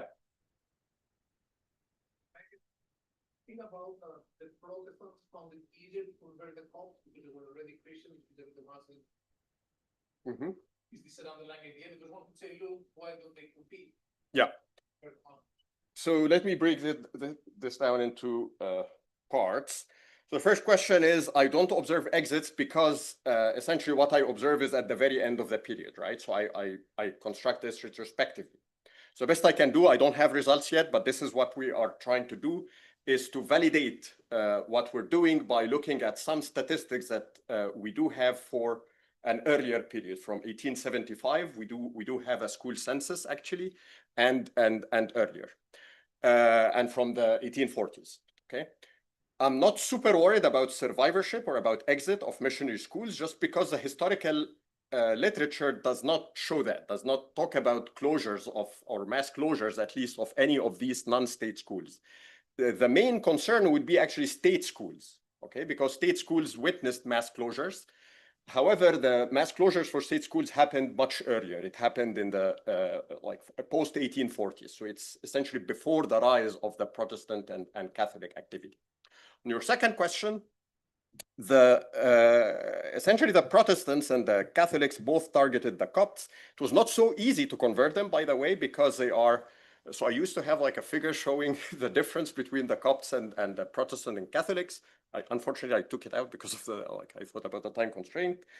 But essentially they belong to a totally different branch of Christianity.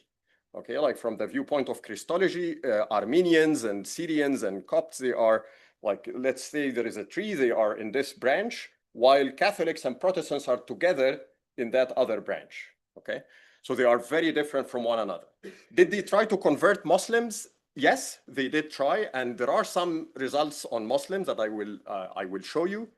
However, Muslims were more difficult because of various things. First of all, the ideological distance. Second, the fact that there was death penalty of apostates. So it was not easy, essentially, to, unless you are really devout, which is like great, like you'll go directly to heaven. But yeah, so it's, yeah, yes.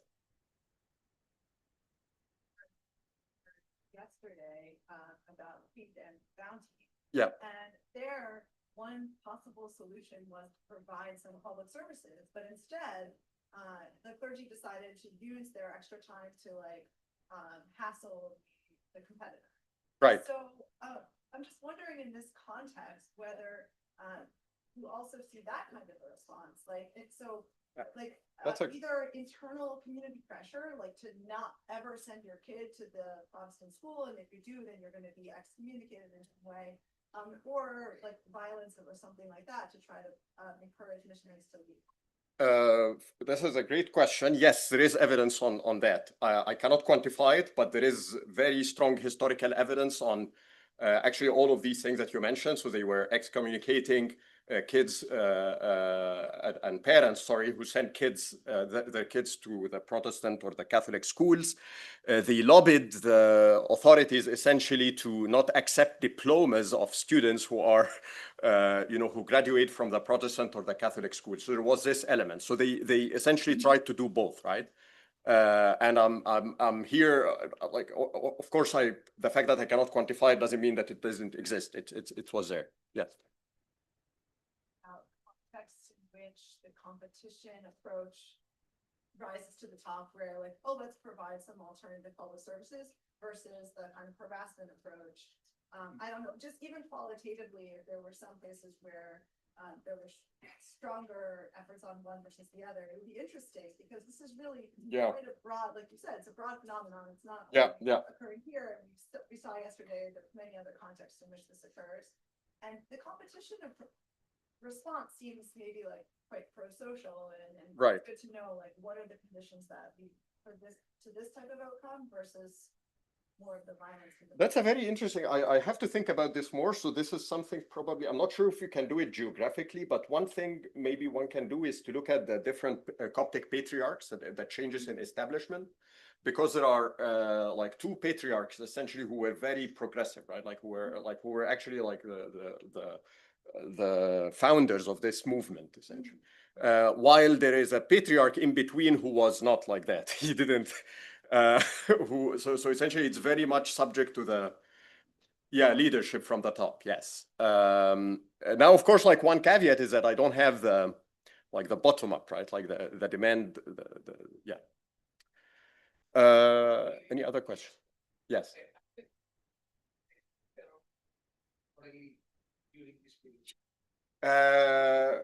Well, Christian Orthodox are very few. Like if you're talking about the Greek Orthodox, like what we know as Eastern Orthodoxy in Christianity, they are very few, right?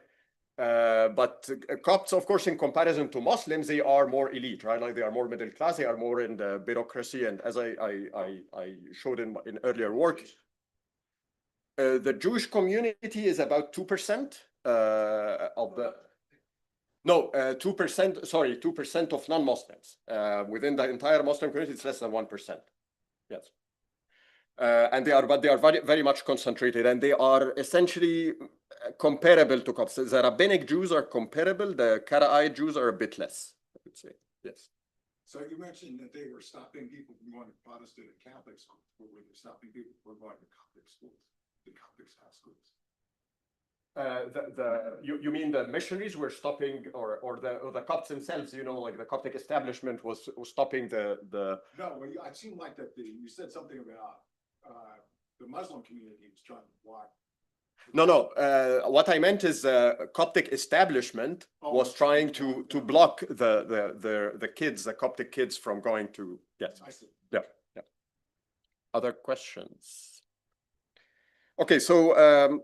I'm gonna skip the literature review, but one thing I want to mention is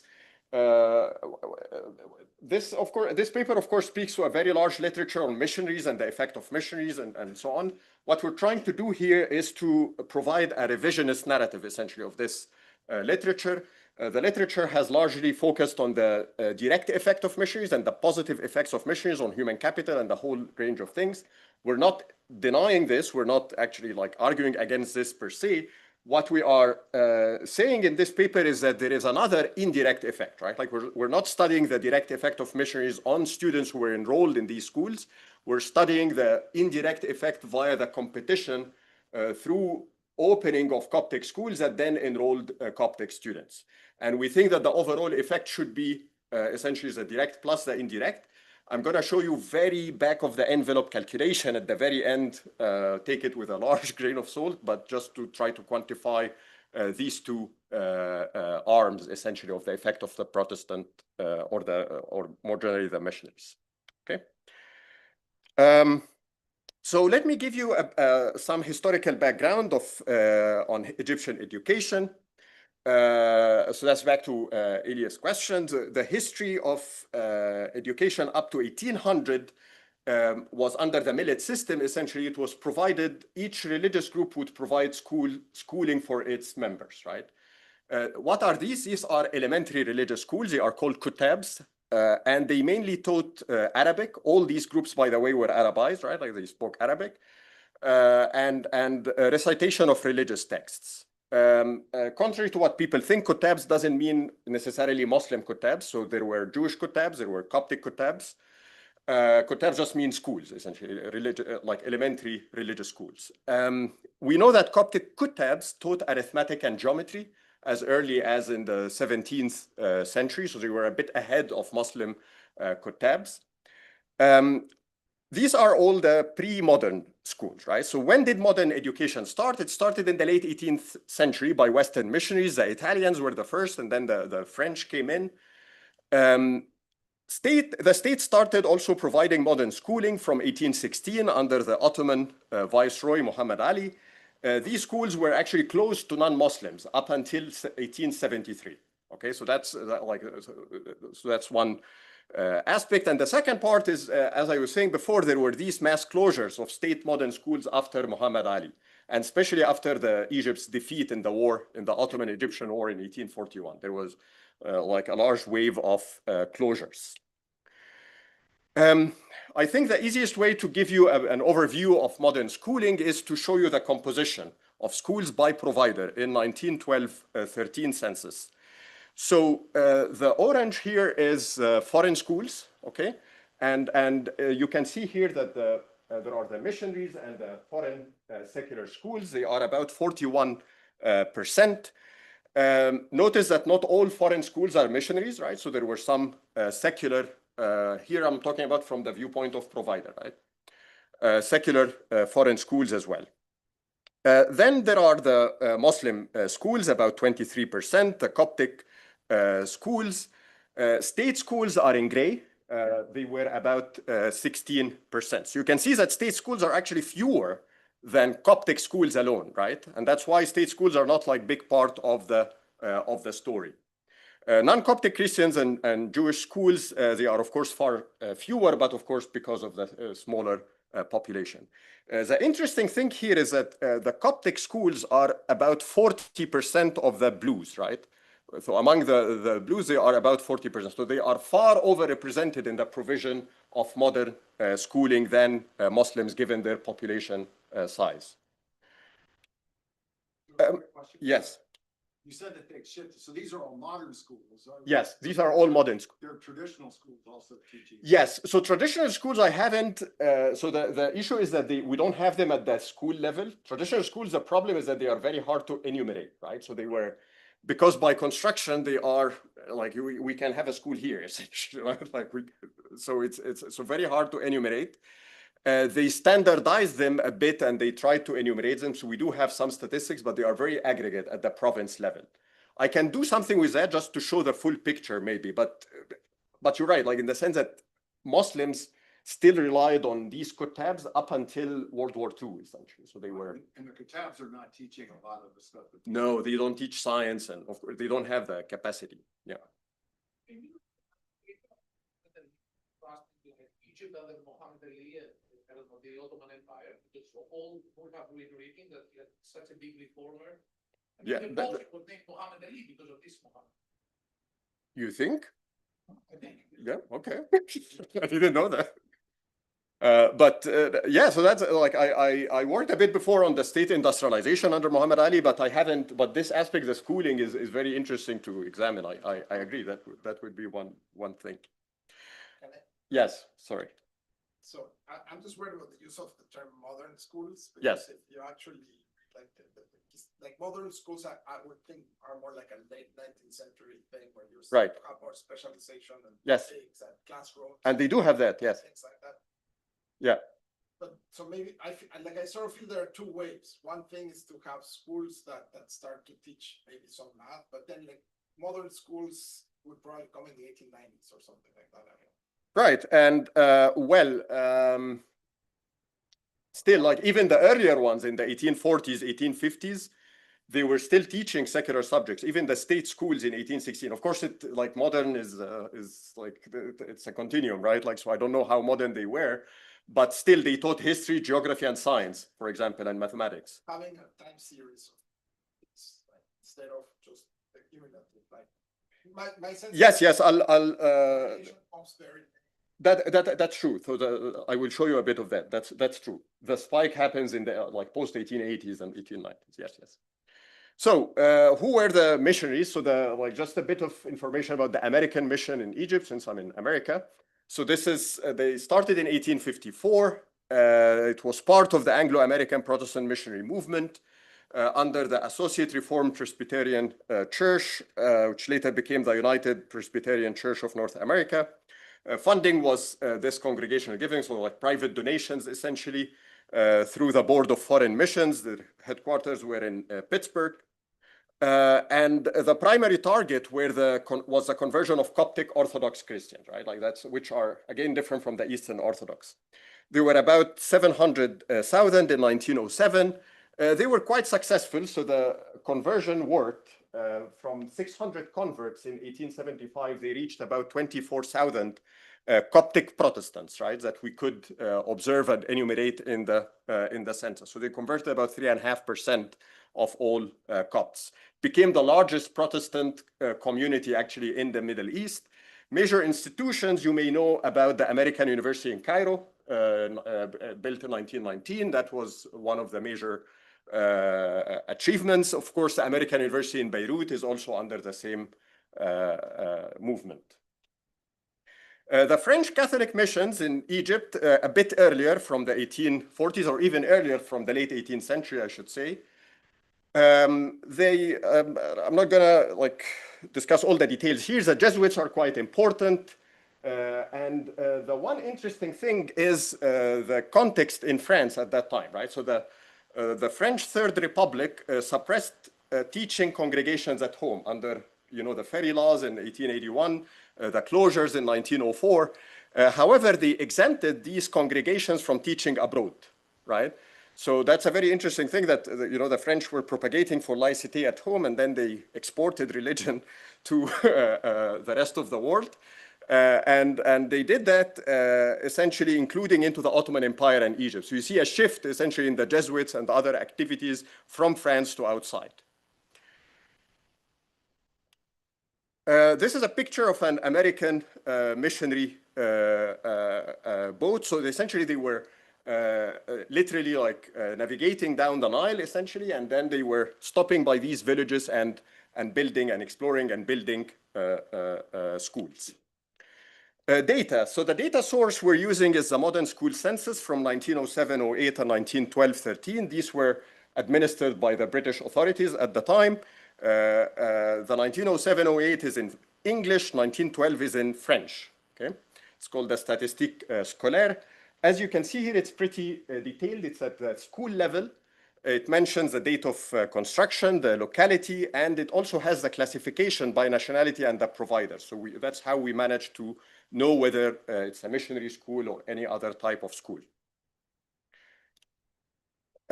This is to show you the map of the Catholic missionary activity in Egypt. So if we start with the Austrians, they had about 11 schools. The Italians had a bit more, about 53 schools.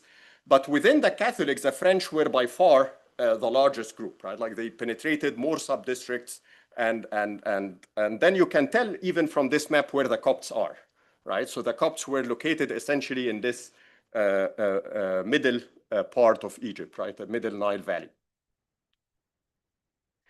The Protestant missionary activity, we have the British, about 70 schools. German schools were far fewer, but the Americans were by far they were much more successful in penetrating more sub-districts, more villages, localities in Egypt. Maybe they had more resources.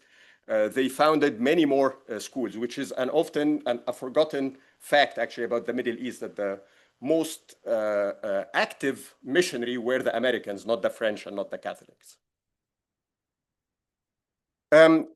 If we look at, so that's on Aldo's question. So if we look at the timeline of the evolution of the stock, essentially, of each school type, you can see here the number of schools, and indeed, the red is the missionary, and it indeed started to increase massively from the 1870s, 80s onwards, right? Like this is where you start to see the increase. When you look at the sub-district level, it's more or less the same picture. The green is the Muslim schools. So of course they overtook the Copts, but of course Muslims are much more numerous, right? So Copts were still per capita, they had more schools. And the Copts actually, they were, I would say, judging descriptively, they were quite successful in competing, right? Like they managed to build a lot of their own schools. Of course, here we have about 200 sub-districts that are treated, meaning having ever any missionary school. 200 out of 3,500, so it's not that many. If you look at only sub-districts with Copts, it's about 2,500, so it's about 8%. But however, these 200 treated subdistricts were quite large in terms of Coptic population. First of all, they were more populous. They had about 1/4 of Egypt's population. But within Copts, they had about 41%, right? So they had big coverage, even though they were relatively not many subdistricts. So the research design, we do a dynamic difference in differences with absorbing treatment, right? So the entry essentially of a missionary school. And it's a staggered rollout design. So essentially we're relying on the variation in timing of arrival of missionary schools. The dependent variable is a cumulative sum. It's a number of Coptic schools in a subdistrict I in year T. And then it's an event study. So the D is a dummy variable that takes a value of 1 for tau years. For leads, it's negative from treatment, and then positive for the lags. We're interested, of course, in beta T, the dynamic treatment effect, and the omitted period is -1. We control throughout for sex ratio and proportion of Copts in the 1897 census. You may complain that this is post-treatment, right? But there are two things here. First is that the proportion of Copts as a racial group is very stable over time. So the converts from Coptic Christianity to Protestantism or Catholicism, they are still counted as Copts, right? So it became racialized, essentially, the terminology. And second is it's very much similar to what we observe in 1848 census at the district level. The reason we're using 1897, that's the earliest data we have at the sub-district level. Throughout the analysis, the main sample will be focused on 2,500 sub-districts with at least some Copts, right? With positive Coptic population share. Yes. Absorbing treatment. So presumably sometimes the missionary shows up, they build a school, then missionary guys, they move away, or they get bored, and schools cease to exist. Maybe, or should I think of anytime school? So for I don't observe exits, right? So for now, treat it as it will stay. Yes, okay. Because I observe only survivors, right? Okay. So should I be worried? There's a bunch of places that you're going to call control, but it's actually that their school, the missionary built a school, and it was totally unsuccessful. The missionary know what they were doing, and so the answer to this would be that I need to validate, the survivorship assumption by showing evidence from before. And the second, I'll come to that in the next slide. Can I tell you why I'm worried about this? Yeah. Because a lot of these modern schools, it's like you're importing this technology. So I'm just wondering if the timing of some of these coincides with. It's about who's bringing this modern technology to this town. Absolutely. So I'm just worried about you attributing too much. Yes. Missionaries. Yes. So these concerns will be. I have a lot of concerns, even more than.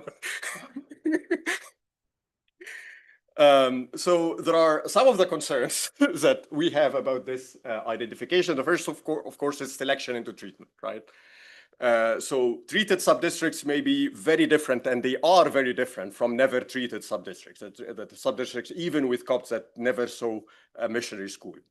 Treated subdistricts are bigger, they have bigger Coptic population size, they tend to be more urban, tend to be more developed, and so all of that, right? So how do we deal with this? I will show you results with and without never treated subdistricts, okay? And essentially when we drop the never treated subdistricts, what we're gonna be studying is essentially within these 200, roughly speaking, subdistricts, we're gonna be relying only on the timing of the treatment, the timing of the first entry of missionary schools. And this will be our preferred, essentially, specification because of the problems that come with never treated subdistricts. Of course, the caveat is that it's a much smaller sample size, right? We're talking about only 200. Second issue, which is a tricky one, and I would very much welcome your thoughts on this, is the reverse timing, okay? So what is the reverse timing or causality? And it's somehow related to Aldo's point. Among the 198 treated subdistricts, there are 17 of them where the timing is flipped. Actually, the Copts opened a school before the missionaries, okay? Now, what do we do with these? I will show you the first results, the baseline results with and without these, what I call Coptic first subdistricts. However, in the preferred, and this is where I would like feedback, in the preferred specification, we decided to drop the Coptic first subdistricts. And the reason is these subdistricts are essentially generating a mechanically negative pre-trends. Why? Because our treatment essentially, our outcome variable is a cumulative sum. So it will peak by construction because it never goes down. It peaks by construction at date -1. So you get mechanically these negative coefficients, right? Like when we include the Coptic first subdistrict. Second reason, more conceptually, it's very hard to think of what is the potential outcome for these subdistricts where they had missionary schools opened after the Coptic. So what is the pre-treatment period for them? Yes.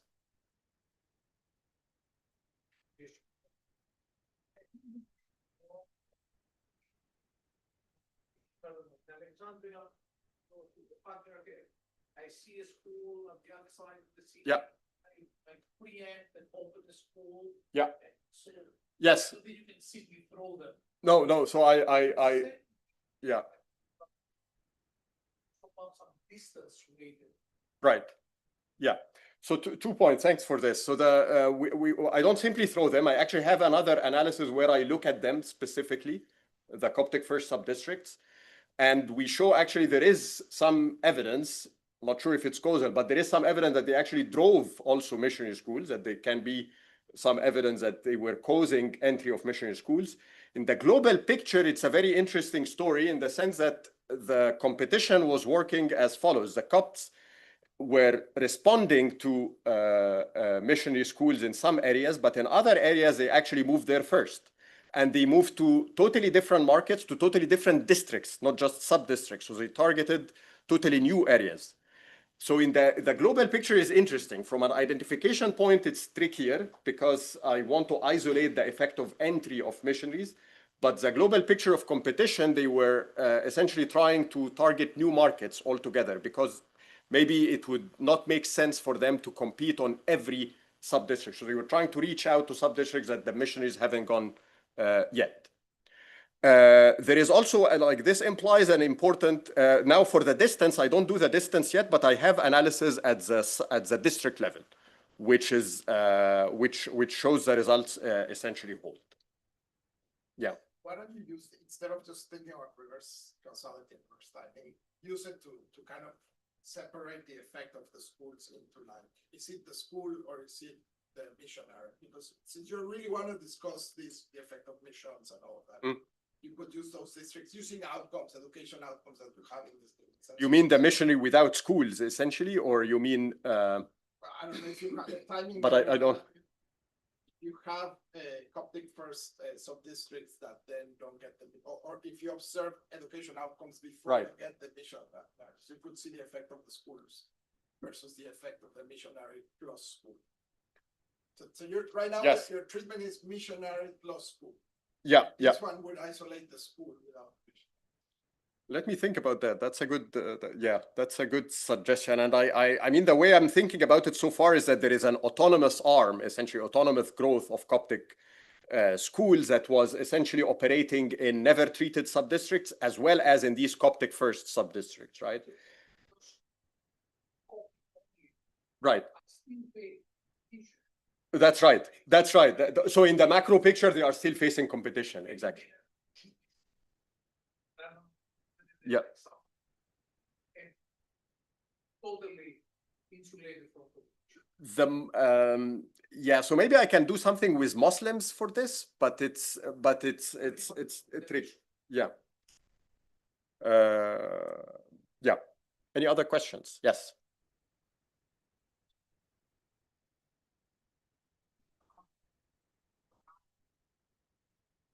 I think I like British Columbia one.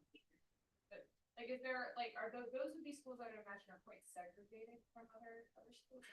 They are more upper class, more elite schools. I do some robustness check where I exclude them actually, so that results are driven by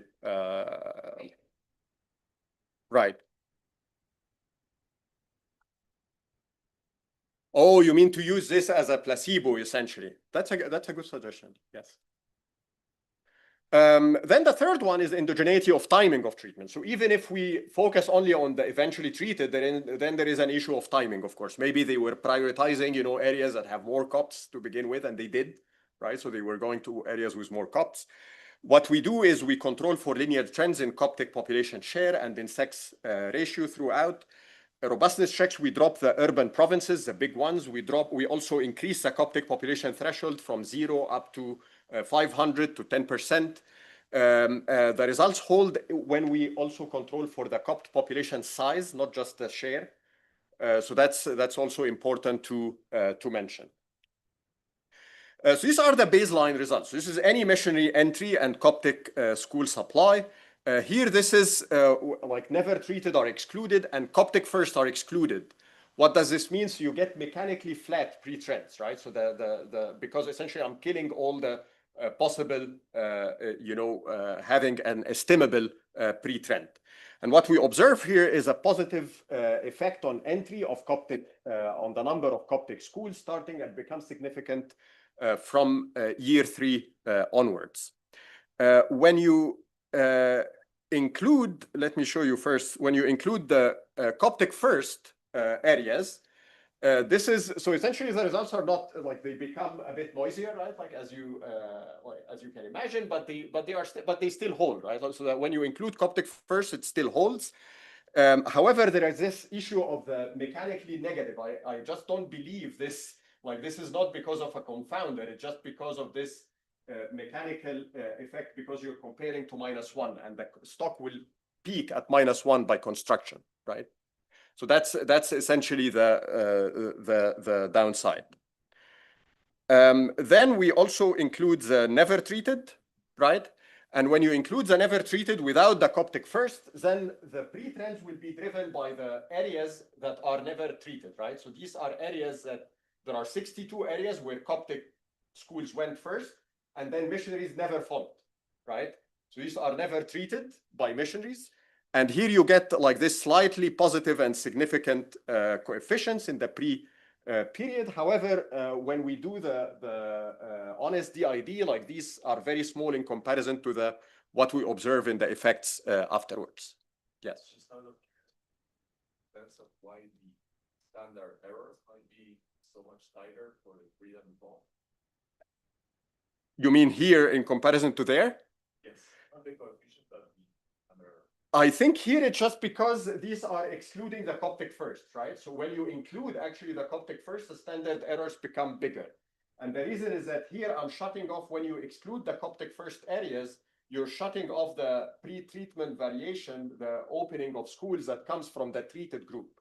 So what you have here is only Coptic schools in the never treated group, right? So it's more tightly estimated in that sense. I mean, in comparison to this one. Yeah.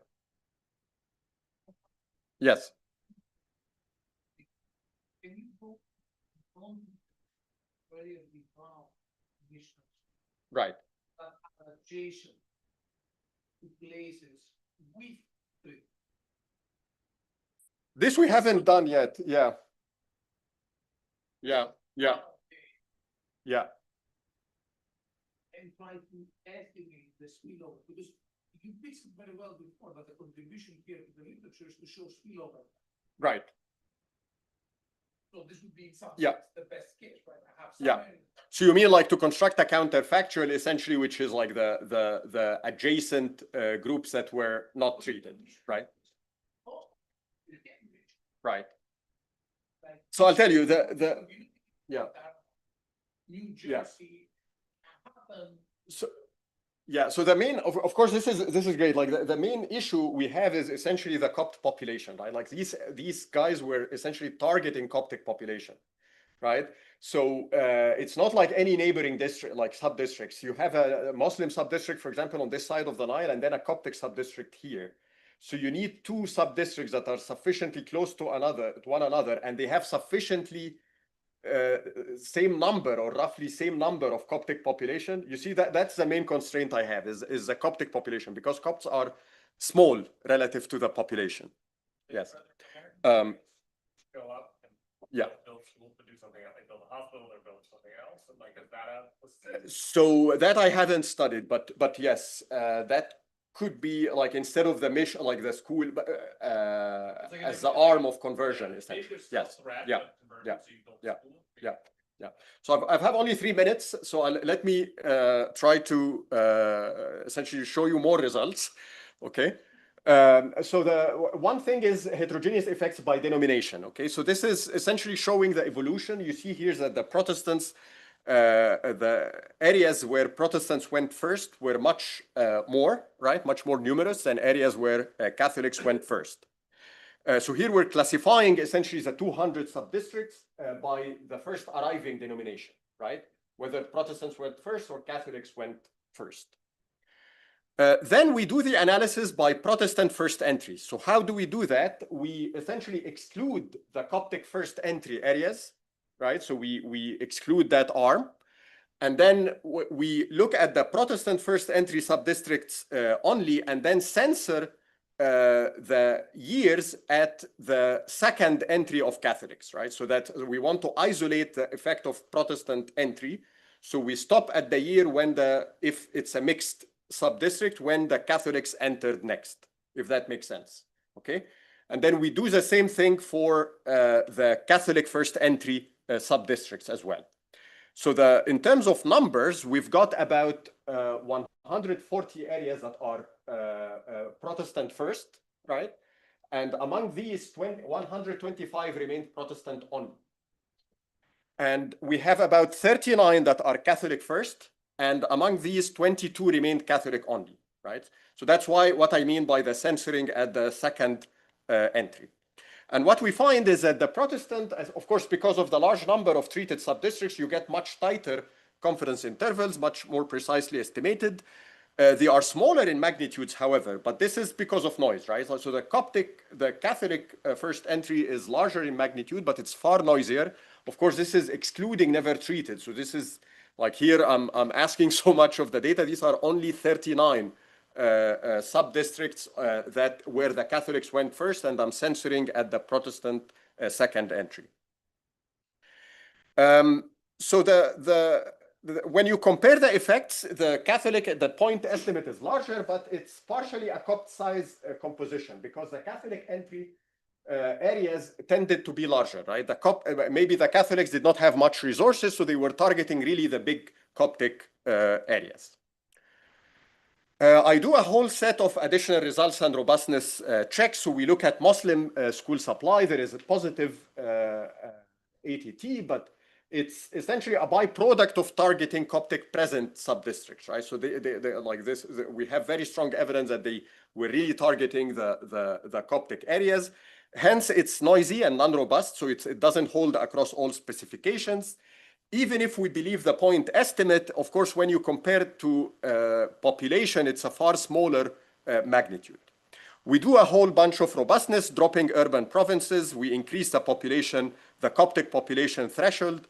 Alternative DID, we look at the continuous treatment intensity, so the actual number of schools using de Chasse-Martin and Doltreuil. I guess there was a question about this, about what happens when they open other schools.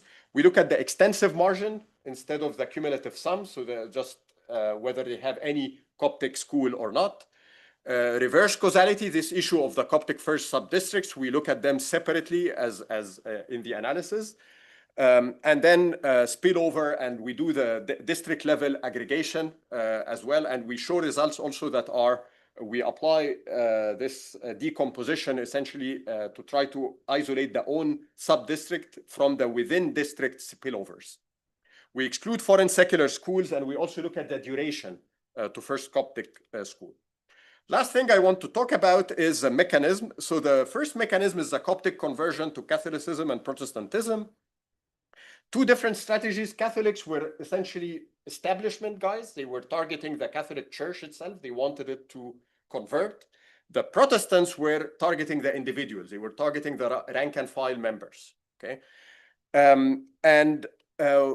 so this is like some evidence on how they consider the spiritual uplift of the Copts immediate duty, and they actually wanted this as their strategy. So this shows how they managed to penetrate smaller Coptic sub-districts, right? Like if you look at by tercile, so the Protestant first versus Catholics first, the dark blue are the large areas and the light blue are the small areas. So you see that the Protestants, and of course here the scale is different, right? So these are far more.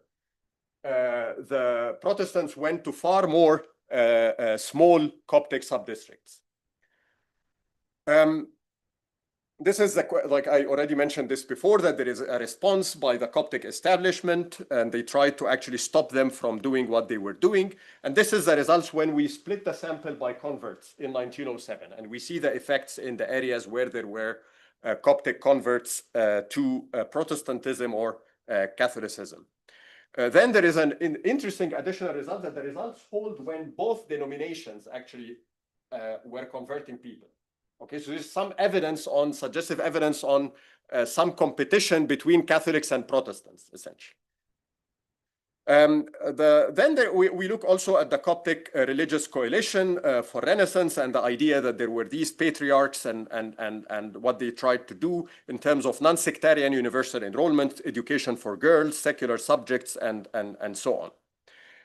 British occupation I've already talked about. So this is like, you can see that the rise after 1882, and finally the withdrawal of state schools. Some suggestive evidence that in areas where there were no state schools, that this is where we see the effect. That's it. I'm gonna just end by saying that when we trying to decompose the total enrollment of Coptic pupils in 1912-13, it seems that the indirect effect had about essentially 6 to 28%. Okay, so this like explains 6 to 28% of the total enrollment when we compare it to the direct. Then there is this autonomous arm. Of course, it depends which one you believe is causal and which is not. So that's why there is like this range. So I stop here, and I thank you very much.